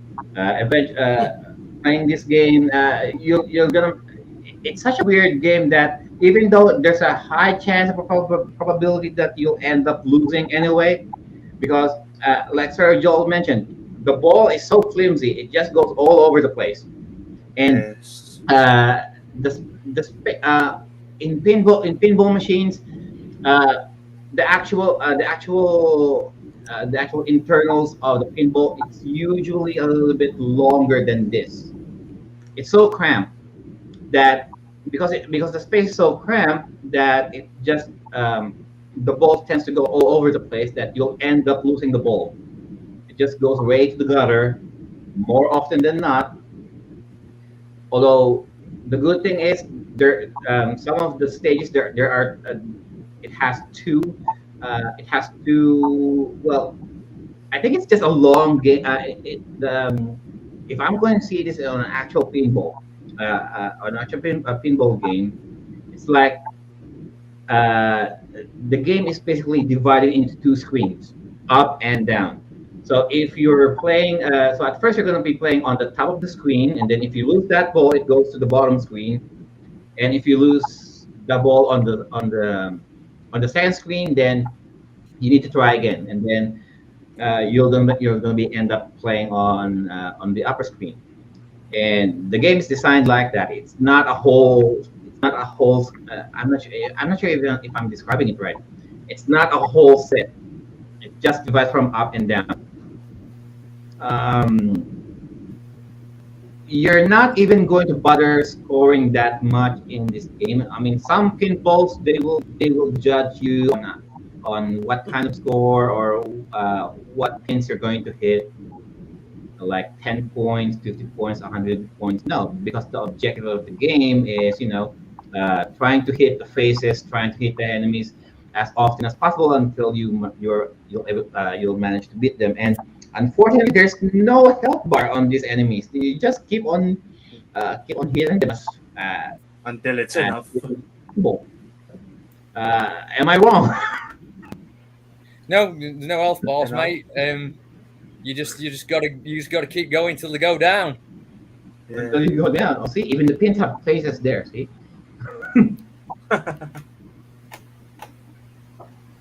And I'm like, so this is called what?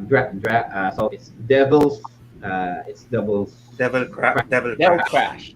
or Japan. In Japan, of course, very demonic themes and all that. Censorship. We cannot really advertise that, as Devil's Crash, despite the fact it's pretty demonic right there in the game. Yeah. Okay, let's just go with something else. How about Dragon's Fury? Ain't got nothing to do with dragons here. Where are the where are the dragons here? Yes, exactly. Anyway, who else want to say something about this game? No, I think that pretty much encapsulates everything. I think we covered everything. That was a really Yes. good recap of all the really good games that you might want to start off on if you were at all interested in the Sega Genesis slash Mega Drive console. Dan gave a very good comprehensive list of starter games, and Sir Pao gave a very entertaining reaction to a lot of them. Again, if you guys want to check out his reactions, check out his streams on his page, Sir Pao, here on Facebook, and Sir Pao24 on twitch.tv, and on his YouTube channel as well. Joe, let's move on. A very Oh, quick can we say?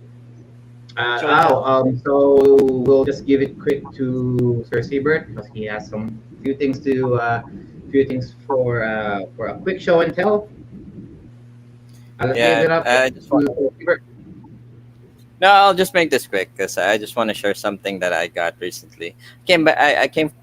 I went to Japan and back just for this.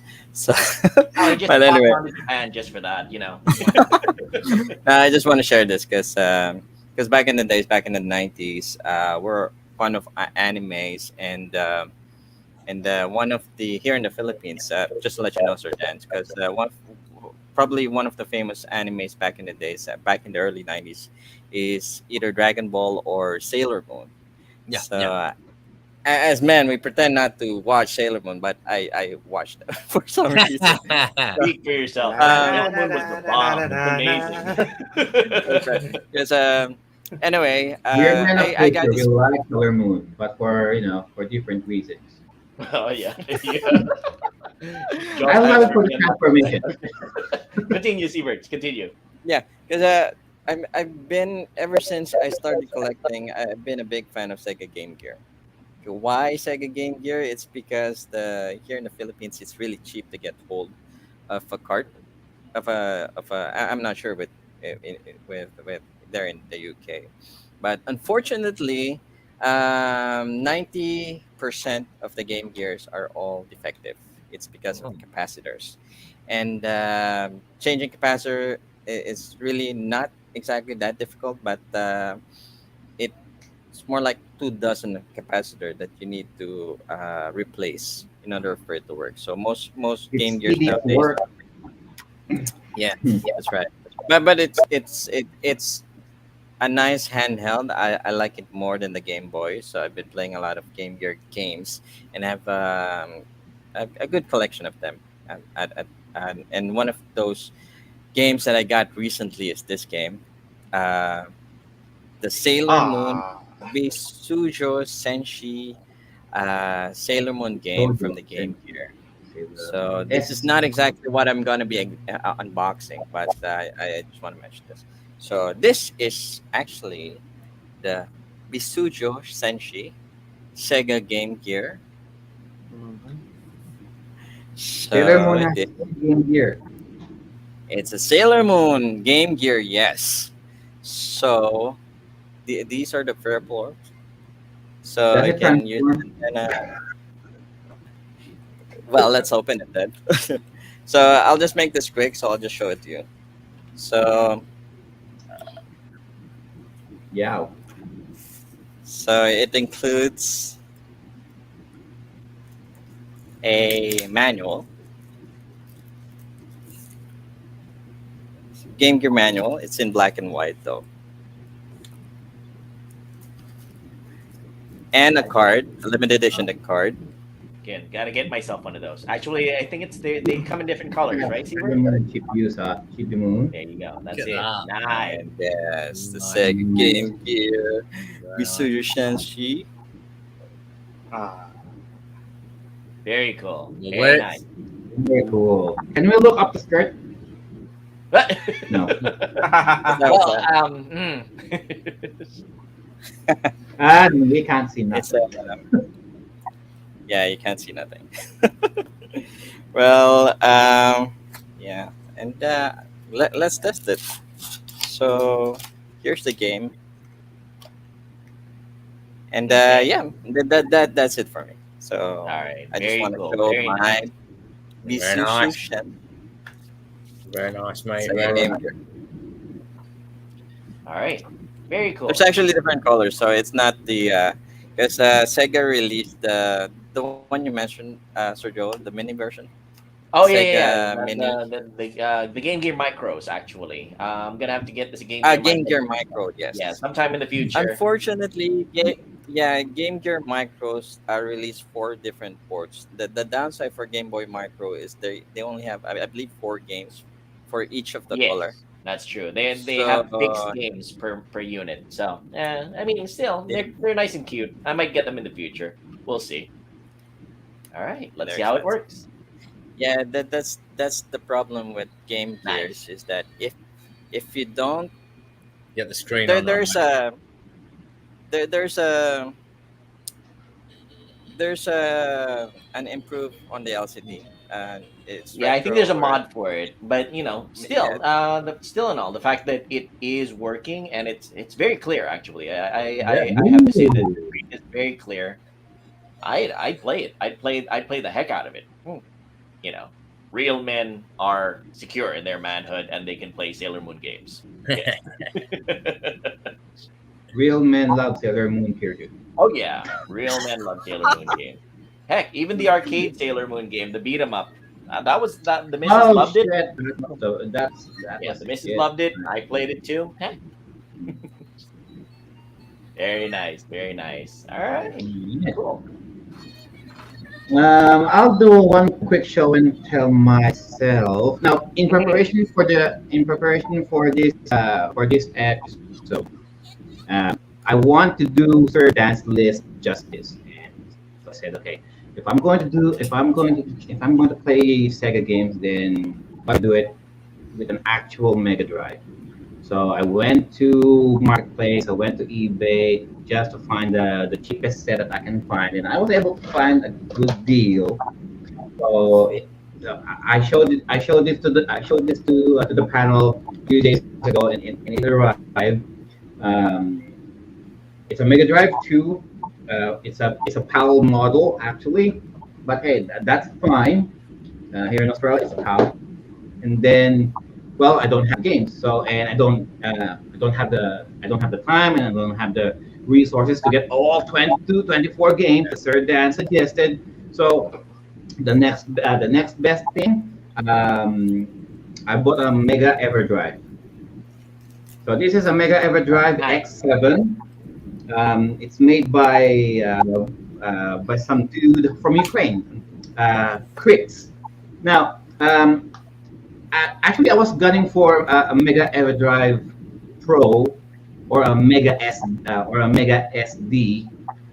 Those games, those cartridges can play up to Master System, Genesis, Mega Drive, 32X, and Mega CD. But the asking price are just way too it's just crazy expensive. And with the Mega EverDrive Pro, they're out of stock. Because of what's going on with you, because of what's going on in Ukraine. That's where they are being produced. Actually, uh, they're having. Sir Dan, correct me if I'm wrong. I think they closed up. They closed the website already because they can't really do any more production of EverDrives anymore. I think. I'm not. I'm I'm not saying. sure, mate. You probably know more than me on that one. So I read in the Sega Genesis Facebook group that no, uh, the maker of the EverDrive is still on production, but some say the website just closed. Anyway, I just because I can't really afford those anyway, and this is the next best thing that I found. It only cost me like less than 100, more or less 150 Australian dollars. I found it in Amazon. And I'm like, okay, if I'm just gonna play Sega Genesis games, Mega Drive games, they should suffice actually. And I received it the day after I got the Mega Drive 2. So just put your ROMs on a mini SD card, put it inside the EverDrive like so at the top, and then plug it in into your Genesis and Mega Drive, and boom. So it just plays your ROMs quickly, no lags at all. I was able to play most of the games that Sir Dan suggested, and it's really nice playing these kind of games on the hardware they're supposed to be, they're Yeah. meant to be. But I mean, I could have played it on a Wii. I could have played it on the Vita. I could have played it on a PS, on an emulation device. I mean, I have plenty here, but no, I chose the I chose the long road. I played it on an actual Mega Drive. Good lad. Good lad. So, and, No, and I'm most, like, most okay, might as well. you know I mean, what? my collection is nothing compared to Sir Siebert. No, no, I'm actually just starting because, to be honest with you, Sega Genesis games here in the Philippines. Then, just to let you know, because it's really hard to get hold of a CIB game Hmm. for the Sega Genesis, Mega Drive, or the Game Gear. So you really have to go import these set games, and they're really very very expensive. I'm not sure they're in the UK, but If you we can do find have. the authentic ones anyway. Exactly. Yes. So having to emulate it is the next best option. But for us collectors who's into collecting and who's willing to shell out and sell some of the games just to purchase some of the games from Mega Drive, so um, we I agree with Sergio that Sir emulation Dan is. didn't told me to buy a Mega Drive, but I just want him to be proud of me, so I got it myself. Very, very proud, mate. Very proud. And most of the games that Sir Dan just mentioned on his list is really very expensive. I've checked them online, and there's no way that I could probably get hold of some of them. So I'm hoping probably someone will just throw it out. But anyway, most of the games are really very expensive. So more Yeah. expensive than the games nowadays. Yeah. So on the PS4. Yeah. Well, on that note, So though, it is kind of regrettable that Fred, one of our panelists Yeah. earlier, couldn't stay very long because of technical difficulties, and I think he had some prior commitments. But it looked like he had an amazing collection behind him. We look forward to having Fred again in the Yeah. future to showcase his collection of not just Sega Genesis and Mega Drive games. It looked like he might have had a lot of other different things over there. So maybe sometime in the future we will invite We'll Fred try to over invite again Sir Fred and back. have him featured as one of the panelists, and he can showcase some of his stuff. As for me personally, I'm not gonna do any show and tells right now because of the fact that I'm an old guy. I'm 49 years old. I'm not I don't have the time to kind of keep switching out all the consoles every time I want to try something different. I'm just going to plug. If you guys want to do Sega Genesis Mega Drive games, the compilations are now available on Xbox 360, PS3, the Sonic Ultimate Genesis Collection, and the Sega Genesis Classics on the Nintendo Switch. If you want the games, you can get these also on Steam available. And I also want to plug Dan's Facebook page, the Sega Genesis page. If you guys want information as to what Sega Genesis Mega Drive games are to play, Dan's page on Facebook is a place to go to gather information, to to have a little bit of a conversation with other players. Really, really good, interesting people over there as well. And of course, let's not forget Pinoy Retro Gaming official page here on Facebook as well. We will, we'll give you a little bit of a ribbing when it comes to your game choices. But, overall, we're friendly folk as well. Sir Pao, Yeah. So, how how should we end? final thoughts on Yeah. Dan's challenge to to you in terms of the games. Final rundown, final I thoughts, how it felt like. a lot of things come into mind. A lot of So things Sergey will can take the be lead. can be said. A lot of reactions, emotions, and com- comic moments, especially in my personally in my stream, has happened. But I do know one simple thought regarding this challenge that was given to me. I've missed a lot in my childhood, and I'm sure that most of you, if you were like me, did miss that part of that childhood too. So you might you might wanna try these games that we discussed, these games that I subjected myself to play and challenge myself with in order to learn something new, discover something different, and enjoy something that not only challenges you, not only blows your mind, but it will add to that kind of fun that you want to have when it comes to playing retro games. Mhm. It's yours truly, Sir Pao, on Facebook, Sir Pao24 on Twitch, and Sir Pao Gaming Channel on YouTube. A new game cover is about to be uploaded soon. Very cool. Very all cool. All right. right, Joe, back to you. No, let's go with Sir Seabrook first. Okay. Yes, and I'm same with Sir Pao. So there are lots of games that I'm just discovering just now with the Sega Genesis, Sega Game Gear, Sega CD, and I'm always excited to get hold of a copy of an original copy and play with it because I get the pleasure of actually playing this game and discovering all at the same time. So I actually jump from newer gen games to the old games, but it makes me nothing beats my excitement whenever I get hold of the Genesis, the Sega games. So something to do, maybe nostalgia is kicking in. I'm very excited whenever I get hold or I see online that it's something that I can get hold on and play. And there are actually a lot of games that I'm just discovering just now that was released 30 years ago that I'm actually enjoying today.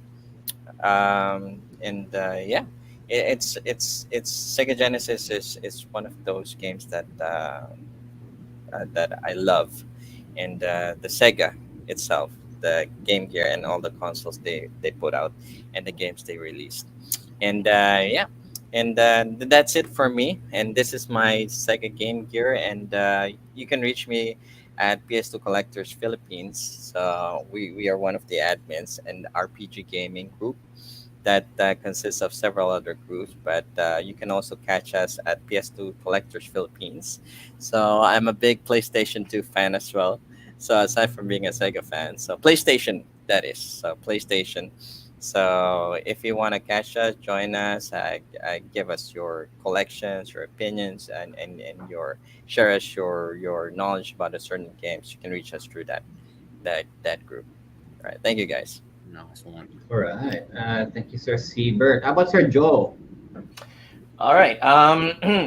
Again, I am the Pinoy Gamer Abroad at the Banyagang Native Facebook gaming channel, part of Pinoy Retro Gaming Network. Also streaming on Twitch.tv under Banyagang Native. Still have to set up my YouTube channel for archiving purposes because I hear YouTube is a good place to keep your videos. My opinion, final thoughts, is the fact that Sega Genesis is an awesome machine. It's got awesome games. It's got an awesome community as well. You guys want, people who are nice, kind, have varied opinions on certain games, have different opinions on what genre would be best. The Sega Genesis community, Sega Mega Drive, and its offshoots like the Sega Master System people and the Sega Dreamcast portion. They're all really cool guys, cool dudes, cool dudettes. Check them out. I personally, as the chairman of the connoisseurs of the obscure, highly recommend checking out these places, these consoles, these games. It's it's an entire world of games that you've never tried that you might find is really up your alley. If you just take that road not taken, you'd be surprised at the vistas you'd be finding. So that's my final take on it, and I guess I'll be passing it on to Dan the Man right there. Thank you very much, Sir Joel. Yeah, just to follow on from yourself, mate, I think the interesting thing for me watching Sir Pow and listening to Sir Joe's experiences, I mean, obviously Siebert and yourself are more experienced with the Mega Drive, but the interesting thing with this has been how the Mega Drive it comes from a gaming a slightly different angle to what a lot of people may have been used to. Not just the Nintendo angle, but the more, to use one of a better phrase, that more hand-holdy handle. Because one thing that Sir Joe said a few times is, I weren't sure what to do, and a lot of these games don't hold your hand; they throw you in at the deep end. And I think, I think the Mega Drive is it's my favourite console ever, so I think it's the best ever. But I think that's one of its strengths, that if you want something different and fresh, and that focuses on intensity and excitement and tension and those type of emotions, as opposed to relaxation and that type of angle, give it a go, definitely. Come along to us at the Facebook group. Have a laugh with us, and hopefully you'll discover some more games that you enjoy. All right. Thank you, thank you, Sir Dan. Now, final thoughts. Me in regarding with our Sega Mega Drive Genesis episode. You know me, guys. I'm a JRPG kind of guy, so I tend to specialize more in collecting JRPGs. But it's really refreshing every now and then to just visit some other genres. Going back, turn off your brain, play something weird, play something mindless, play something simple, and if you're not going to, because you're gonna miss out on a lot of things that the video game industry has to offer. Yeah, of course, you can specialize on what particular genre, but that doesn't really dismiss the other genres too. They have their own ways of producing that much of an enjoyment on one shape or form. So we would like to thank Sir Dan once again for being the Mega Drive of this episode, Thank you. to put it bluntly. And for all of you guys, for all of you guys to stay. Thank you again so much, and we're just gonna do a quick plug so you can watch the full video of our shows on the YouTube channel Timeless Gamer PRG, going to the Facebook channel of the Pinoy Retro Gaming Group, or Twitch.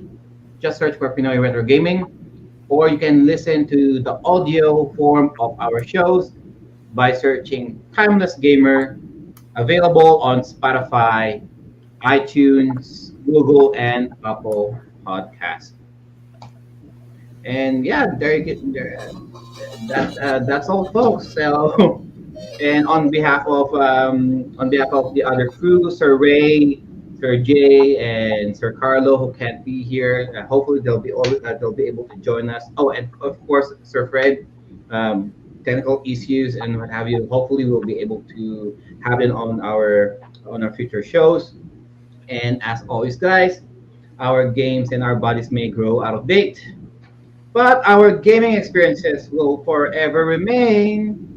Timeless. Yes. There you go. Thank you guys Thanks so very much. much, We'll everybody. see See you you guys again again the soon. next time. Bye.